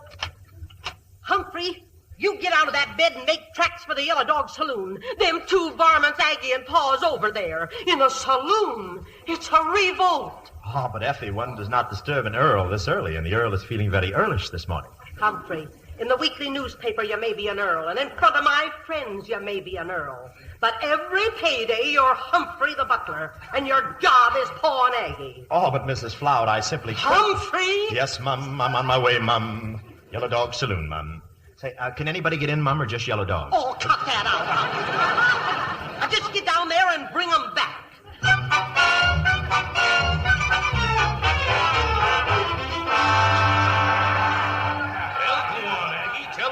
Of your big idea. Yeah, go ahead and tell them, Aggie, honey. Well, boys, Pa and me come down here because we knew as soon as Ma found out we was gone, she'd send Fancy Pants, that is the Earl, down here to get us. Only meantime... Yeah, only meantime, I sent word for Cart Belknap to come over. So hang around, boys. Figure we might see something real interesting. Aggie, look who's walking in. Fancy Pants. Come on in, Humphrey. Boys, I want you to meet our new boarder, the Earl of Brinstead. Earl, the boys of the Yellow Dog Saloon. No, don't get up. You'll muss up the sawdust. Begging your pardon, young Mum, but the maid has requested that you both return at once to the manor. What's wrong with our manners here? Oh, come on, Humphrey, sit down. Hey, Aggie, how about singing that song again for his earlship? Sure, Pa, why not? Hey, Sam, get over to the piano. Okay, Aggie. It's for you, Humphrey. Jolly decent of you, Mum. Give it to him, daughter.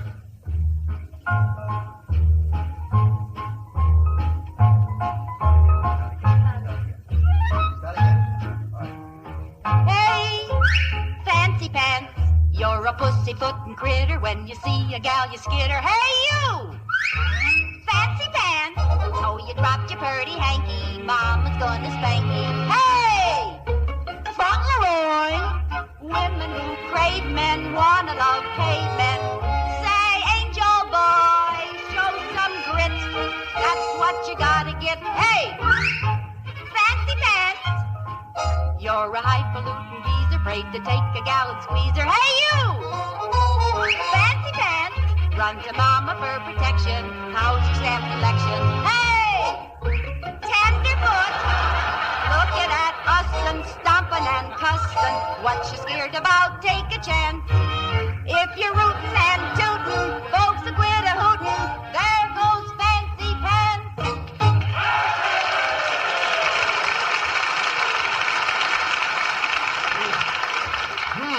Fancy Pants. Oh, I was just kidding, Humphrey. Now, why don't you tell the boys about the time you were in India? Oh, yes. By Jove, what a moment that was. In all India, I'd never come across a more ferocious beast. There it stood in the pitch-black night, its immense size completely dwarfing the elephant I was riding. Oh, yeah? How could you tell how big it was in the dark? Cart. Oh, Humphrey, I want you to meet my boyfriend, Cart Belknap. Shake hands with his earlship. Put her there, stranger. Oh, well, any friend of Miss Agatha's is a friend of... What's the matter, stranger? Get up off the floor. Oh, that's fine. Western hospitality. You do that again, and I'll report you to Spade Cooley. Well, jolly meeting you, sir, but I fear it's crumpet time. I must be jogging along. Stay where you are. Yeah, you were looking at the great big animal in the dark. I was? Oh, I was. Yes. Well, its white coat stood out, the largest polar bear I've ever seen. Must have been at least... Polar bears don't belong in India. Yeah, that's what I kept telling him. Well, he kept coming toward me. I kept retreating step by step. What happened to the big elephants you were riding? Well, he'd gone to Washington to get ready for 52.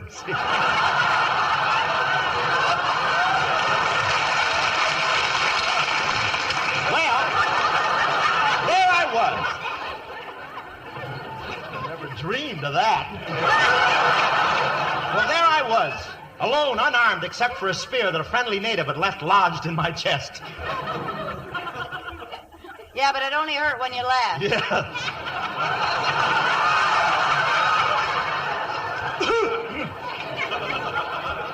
I went through the spear, staggered back, weak from the loss of blood, and well, it's crumpet time. I better be jogging. You know what I would have done to that big old bear? I'd have twisted his neck. Like this! Oh. And I'd have got him by the ears, and I'd have yanked him off. Like this! I wish you'd have been there. It would have been very... Then I'd have got me a couple of handfuls of fur, like this, and I'd have pulled him off. Pa, maybe we better stop Cart. Oh, he's just getting warmed up, daughter. And do you know what I would have done next? Don't tell me. Let me guess.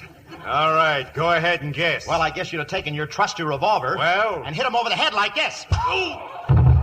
Cheerio, chaps. I must whiz. Aggie, did you see what he did? Yeah, to Cart Belknap. Hey, Fancy Pants, wait for me!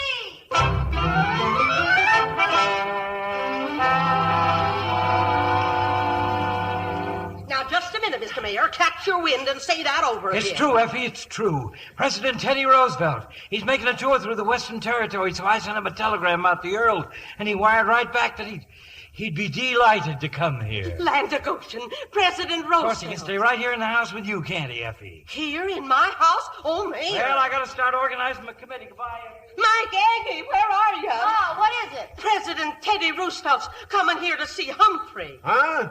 I'd have swore she said the president was coming here to see Humphrey. That's what I did say. Effie, girl, you been hitting the Applejack?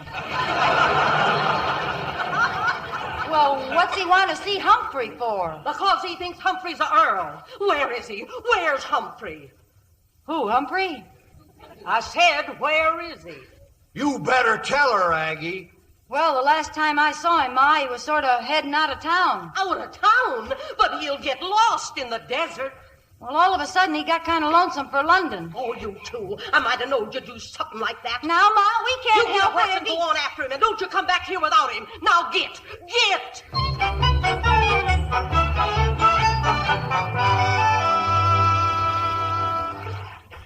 I'm lost in this endless desert. Water. Anything that'll save my life. Water. A package of Chesterfields.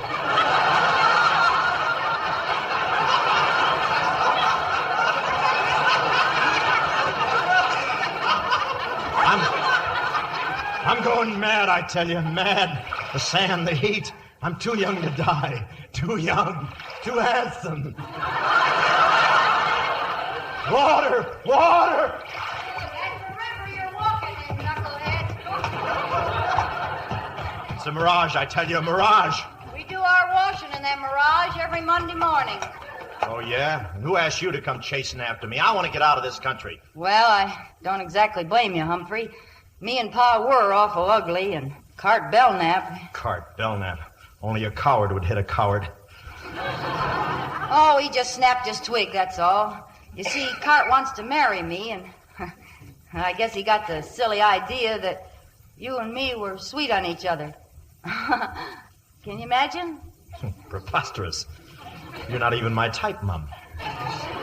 You know, it took a lot of nerve belting Cart Belknap over the head. That's why I figured you might have nerve enough to meet President Teddy Roosevelt. Yeah, well, I've got just as much nerve as... Who? Well, everybody thinks you're a real earl, so Teddy Roosevelt's coming to Big Squaw just to meet you. Ha-ha! Well, you're going to look pretty silly. And your ma and pa are going to be looking silly. And this whole silly little town's going to look silly. You'll have to change the name to Big Silly. Well, at that, it might be worse if you stayed. Imagine you trying to fool a president. Say, presidents can be fooled. They vote for themselves, don't they?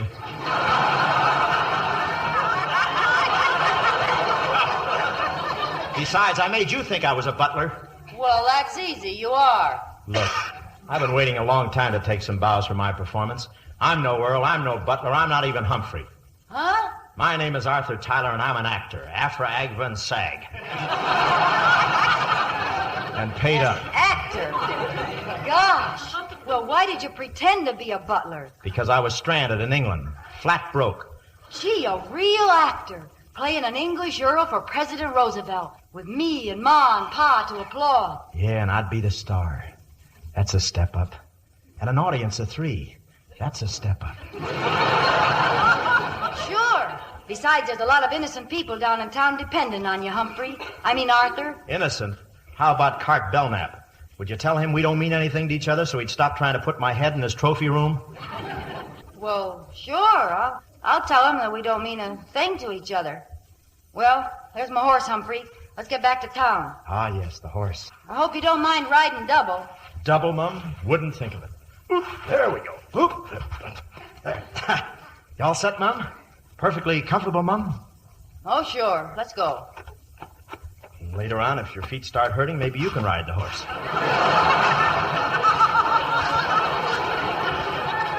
Thanks a lot, Humphrey. Not at all, not at all. Gee, President Roosevelt. A command performance. We accept the role, Mum, but for a one-night stand only. Then I must go on tour. What a ham bone. Wait till my agent hears about this. Yes, Mr. President.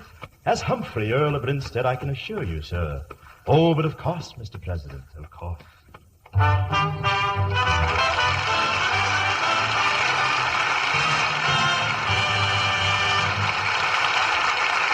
In just a few moments, we'll return with Act 3 of Fancy Pants. And now for my guest tonight, I have a young lady who's a charter member of Paramount's Golden Circle, Miss Joan Taylor. The circle means, Joan, that Paramount has high hopes you'll become a star. Well, I'm hoping, Mr. Keeley, and working like mad. But you already get your name in lights. You know, every time a picture you're in plays in Lake Forest, Illinois. Confidentially, that's because my father owns the theater.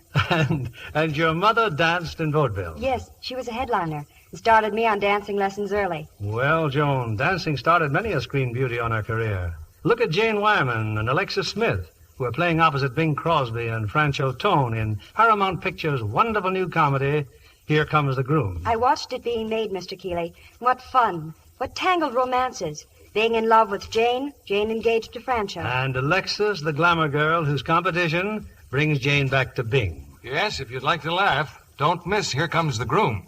And when you see lovely Jane Wyman and Alexis Smith, notice the smooth beauty of their complexions. Both Jane and Alexis know how easy it is to be Lux Lovely, Mr. Kennedy, and I agree with them. Lux soap facials really work wonders for my skin. You have a lovely complexion, Joan. And as you know, here's all there is to a Lux Active Lather Facial. Cream the rich lather well into your skin, rinse thoroughly with warm water, then cold, and gently pat dry with a towel. It's the active lather that does the trick. Leaves skin softer and smoother. So discover how easy it is to be Lux Lovely. Get a supply of Hollywood's own beauty soap tomorrow. 9 out of 10 screen stars use fragrant white Lux toilet soap. We pause now for station identification. This is the CBS Radio Network.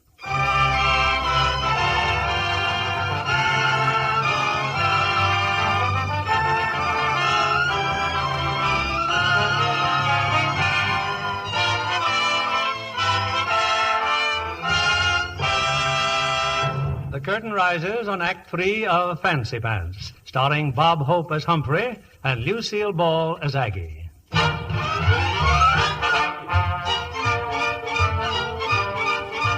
biggest day in the history of Big Squaw is at hand. In a couple of hours, President Teddy Roosevelt is arriving to pay his respects to the Earl of Grinstead. And now, at the Floud Kitchen, excited preparations are underway. Yes, it's home cooking for the president. Oh, woe is me, what goes with me? I hate this living I've chose for me. Tired of meeting misery. Should have never roamed unless that home cooking. Life is cruel, I was a fool to roam. I went abroad, and how I haw them English critters they never thought. When the Duke says, yes, my lord, partner, you can hear me elbow. Home cooking.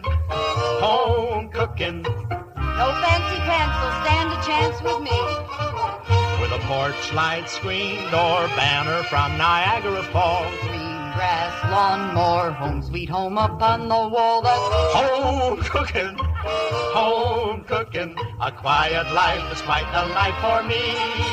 Yes, give me that home cooking. That's the life for me. Thank you, Margaret.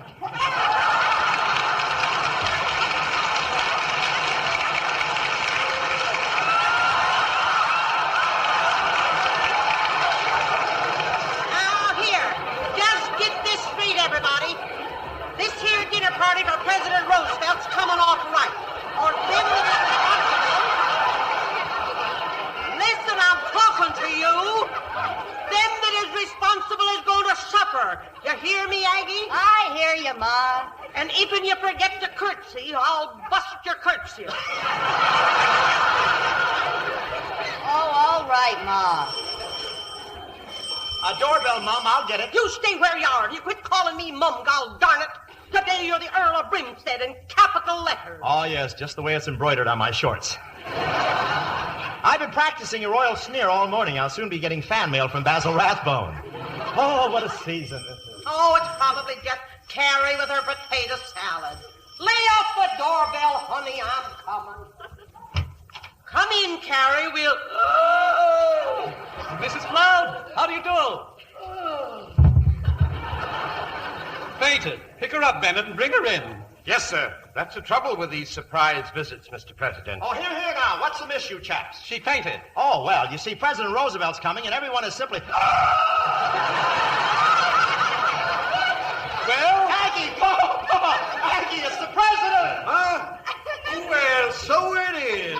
I'm Mike Floud, Mr. President. This here's my daughter, Aggie. How do you do? And this here's the Earl of Brimstead. Oh, pleased to meet you. Any president of Paws is a president of mine. How'd you do? Delighted. And this gentleman is Mr. Bennett, Secret Service, you know. Oh, yes, of course. And down here is our hostess, Mrs. Effie Floud. Ma, wake up, Ma. I'm sorry I dropped in so unexpectedly, Mrs. Floud, but I've listened to so many speeches of welcome I was hoping to avoid the one at your depot. Aggie, you take the president in the parlor till we get things fixed up in the kitchen. Personally, I'd like to go in the kitchen with you. You mean it? I make a steak sauce that is very popular in Washington. You do? Extraordinary. Back to the kitchen, everybody. Delighted. Bully for you. And to think I almost voted for Brian. I say this is a ginger group, isn't it?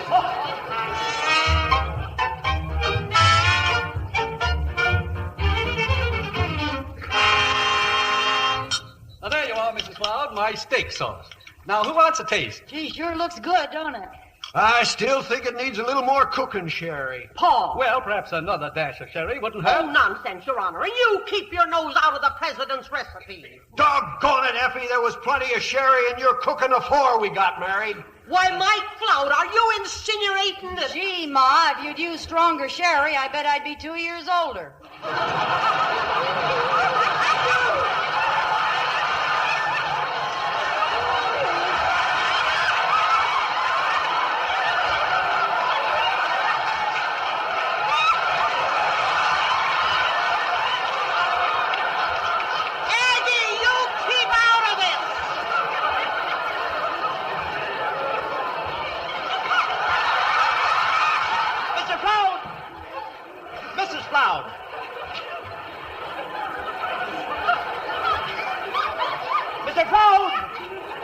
horses, Flout. After all, the president's on his vacation. Do you want him to think he's back with Congress?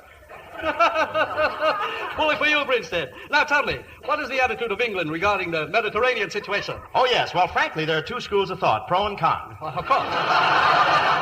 But just how do you feel about it, pro and con? Well, the pro people seem to be for it, and the con group are definitely against it. Definitely, sir. But you, Brinstead, just what stand do you take? Oh, me? Well, I'm pro. Pro? How can you endorse a situation like that? Oh, what I mean is I'm pro-con. I'm for those who are against it, you see. No, I don't, but... Effie, where are you? It's the mayor. The train came in, but he wasn't even on it. He didn't even... Jumping Jehoshaphat. President Roosevelt. He's here, folks. He's here. Mr. President, as mayor of Big Squaw, permit me to welcome you to our fair city. And in honor of this... Oh, bravo. Excellent speech, Mr. Mayor. Brief but meaty. Thank you, Mr. Mayor. Thank you all. But I've got a whole lot more to say. That's all right. You can mail it in later, Mayor. Thank you. Everybody get a plate and pitch right into It's free, you know. Everything's free. I want you to try some of the venison, Mr. President. Aggie here shot it herself. Bully for you, ma'am. If only I had time, I'd do some hunting.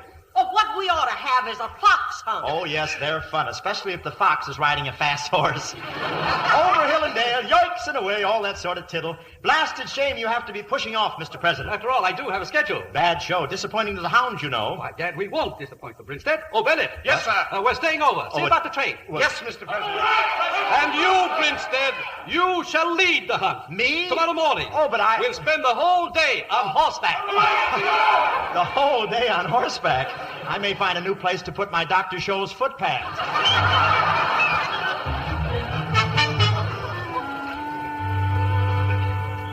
I don't care what time of night it is, Humphrey. You and me are staying here in the corral until you learn to ride a horse. Now, this is tougher on me than it is on you. Yeah, but not in the same place. Let's face it, Aggie, I can't even ride a jackass, even after all those road pictures we made together.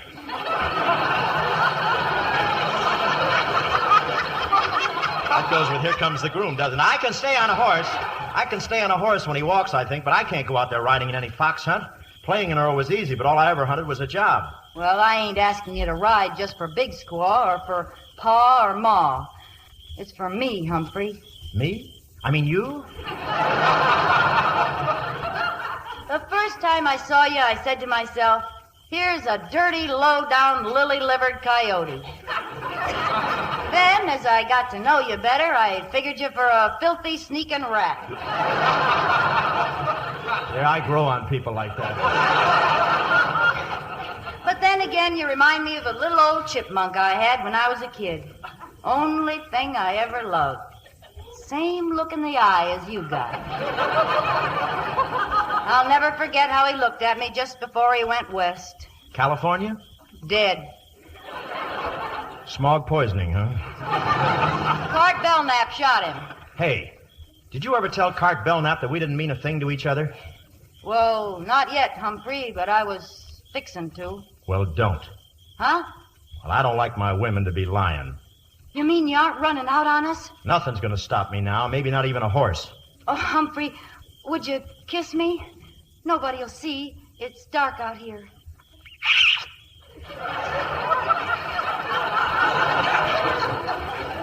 Gee, that was swell. Yeah. He's a very affectionate horse. Now it's my turn.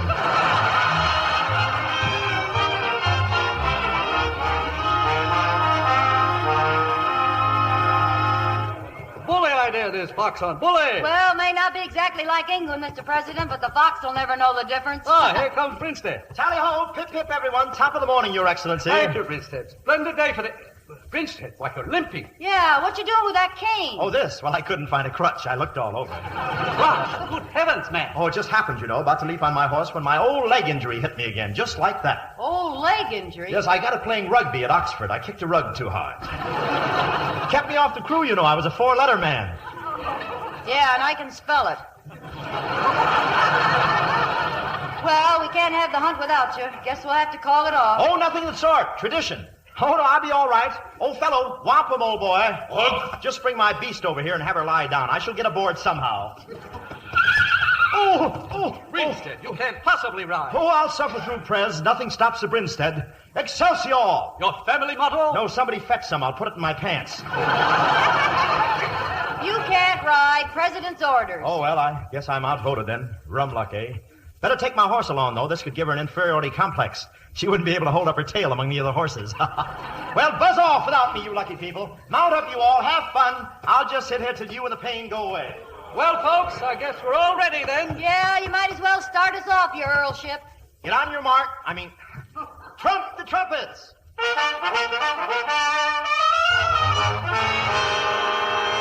Unbox the fox. Hey, look at him go. Must have a date with another fox. Unbound the hounds. Yikes away. Wampum. Oh. I shall be in my room. Be a good fellow and buzz me when you hear them returning. Oh, hey, all of a sudden you walk pretty good. Here's a buck. How do I walk now? Heap bad. Remind me to autograph a feather for you. Come on in, your lordship. Belknap. I've been waiting for you. Clark Belknap. Sorry about your bum leg, your lordship. You do ride, don't you? Ride, my dear fellow? I was born in the saddle. Mama got a bad break with the traffic lights. That's very funny. Now, let's see you laugh your way out of this one, Mr. Tyler. Tyler? Who's Tyler? You are. I've been looking around your room, and I found this. Put down that scrapbook. You're wrinkling the lace. Put it down. You heard me. Put down that scrapbook. Put it down, I say. Why should I put it down? So you can help me pick up my teeth. Shut up. Full of newspaper clippings, ain't it? Like this, for instance. Arthur Tyler, an American and an actor, but not a very good one. Well, I was a British critic, and they didn't like American actors then. That was before the loan. But look at here. It says Arthur Tyler gives a standout performance. Only that ain't all it says. He stands out as probably the worst performer who ever... Oh, you admit you're Tyler, huh? Oh, of course not. I'm Humphrey, Earl of Brinstead, Pip-Hip, Tally-O, and all that sort of there. Then what's his scrapbook doing under your pillow? Well, I like to sleep with my head high. You know, the president and the whole town's going to be real upset when they find out how you and them Flouds try to make fools out of him. Oh, but Mr. Belknap, surely you're not going to tell him about it. I mean, not so much for me, but for the Flouds. They're such nice people. Especially Aggie? Yeah, that's right. I wouldn't miss this for $1,000,000. Well, cheerio, Mr. Tyler. I'll put a real good finish in your scrapbook for you. Your funeral notice. You can't do it. You're not going out of this room with that scrapbook. Oh, no? No. So long, Humphrey. I'll unlock the door as soon as they get back from their fox hunt.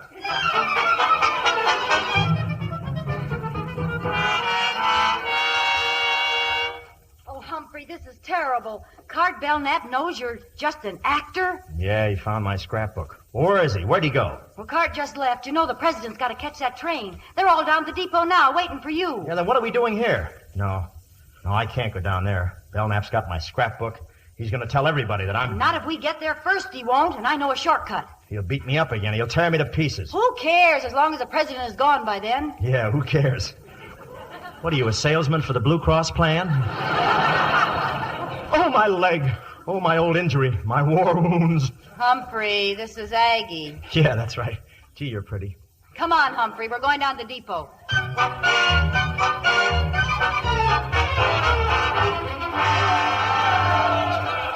Grinstead, how good of you to see me off. But what happened to you? Well, I was determined to reach the train before you left, sir, but I fell down twice for every time I got up.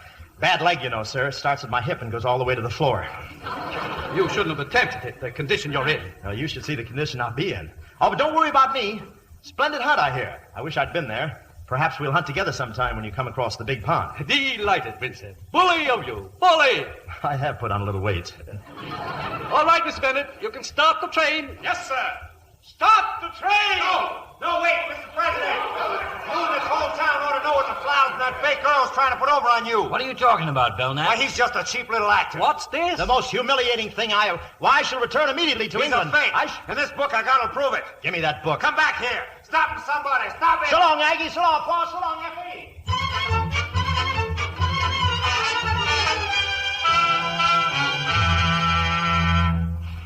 I'm lost.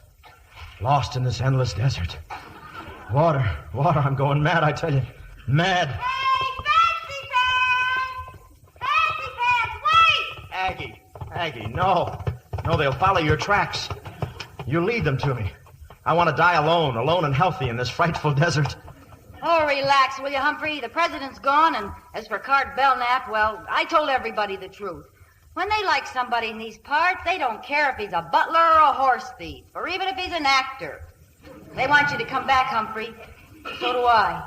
Gee, Aggie, if you'll be Lady Brinstead, if you'll be Mrs. Humphrey Higgins, if Mrs. Arthur Tyler, you'll make me the 3 happiest men in the world. Oh, Humphrey, darling, of course I'll marry you. Oh, it'll be wonderful, Aggie. We'll settle down, and after the first year, we'll hear the patter of little feet. Yes, and after the second year, we'll hear the patter of more little feet. Yeah, and Aggie, about the 3rd year. Yes? The 3rd year, let's have a baby. I'm tired of feet.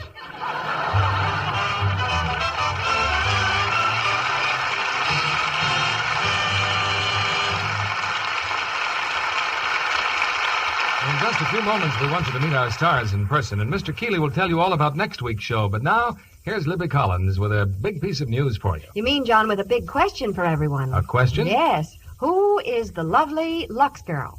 Or perhaps I should put it this way.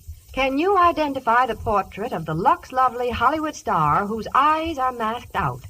Her picture's appearing in newspapers all over the country. On posters, in grocery stores, everywhere. Oh, she's the mystery star in the big Lux Girl contest. And it is a big contest.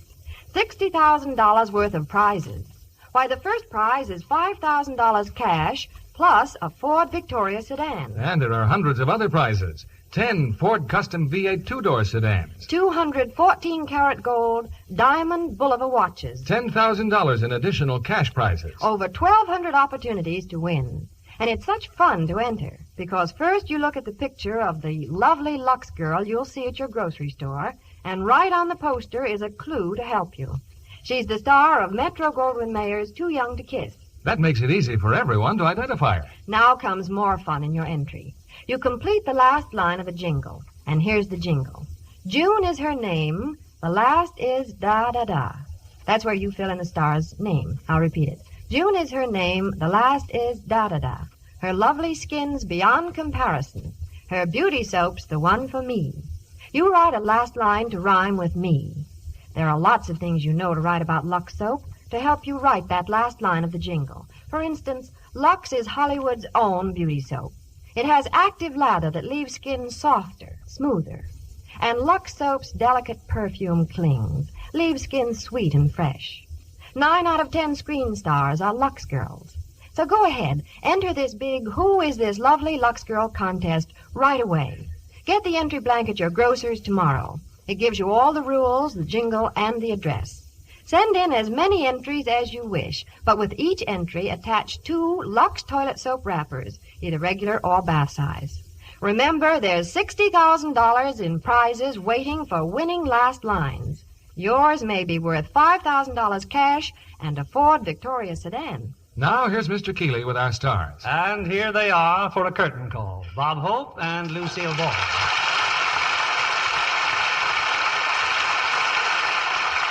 Lucille, Bob, we want to thank you doubly for making us forget our troubles for an hour. Always nothing at all, Bill. Always glad to do a benefit.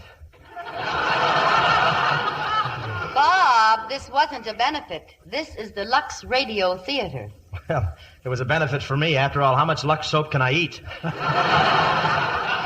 But, Bob, they pay me money, and then I buy my own Lux soap. It's cheaper that way. How do you like it? Crosby told me he saved the wrappers and sent Gary to college. Why, Bob, you don't need any more money with all those successful pictures you make for Paramount. Yeah, what's the title of your new picture, Bob? The one you made with Hedy Lamarr. My favorite spy. Oh, that's the picture Bob's fans are writing him about. His fans? You mean his relatives? Hold it, Lucy. Yes, they write in, but it's different from your Lux Girl contest, Bill. Anyone anywhere in the world has a chance to have the world premiere of The Favorite Spy right in their own living room. And guess who'll be their guest for dinner? I knew you'd try for a free meal somewhere along the line. Seriously, Bob, that sounds like a wonderful idea. I'd like to enter myself. I'd rather enter the Lux Girl contest because I am a Lux Girl. It's my favorite complexion care. Well, if you want to enter this contest, you write me to Bob Hope Contest, Hollywood 38, and tell me why you think the world premiere should be held in your home. The person who gives the best reasons will find me and the picture parked in their living room with all the trimmings of a big Hollywood premiere and a few publicity men. That'll make 3 of me, all told, because naturally, with my personality, I play a dual role in the picture. Can you imagine seeing a movie with 2 Bob Hopes in it? How about Lux Radio Theater next week, Bill? Well, it'll be another Paramount picture with a very famous title. One of the top dramatic successes of last season, Sunset Boulevard. And from the original cast, we have the 2 stars, glamorous Gloria Swanson and that talented actor, William Holden. Co-starring with them will be one of Paramount's Golden Circle players, Nancy Gates. A terrific combination and a terrific picture, Bill. Good night. Good night. Good night. You are both great. Have you ever been embarrassed by a stocking run just when you wanted to look your best? Then take a tip from Hollywood screen stars. Wash your nylons the Lux way. You'll cut needless runs in half. The Lux way makes nylons last twice as long. Fit better, too. Strain tests prove it. No other soap, no suds of any kind, can make stockings last longer. Over 90% of the makers of stockings recommend Lux. New Lux with color freshener keeps stocking colors clearer, too. Get a big box tomorrow. Keep Lux in the bathroom for everything you wash by hand. Give all your washables that nicest new Lux look. Lever Brothers Company, the makers of Lux Toilet Soap, join me in inviting you to be with us again next Monday evening when the Lux Radio Theater presents Gloria Swanson, William Holden, and Nancy Gates in Sunset Boulevard. This is William Keeley saying good night to you from Hollywood. This is the CBS Radio Network.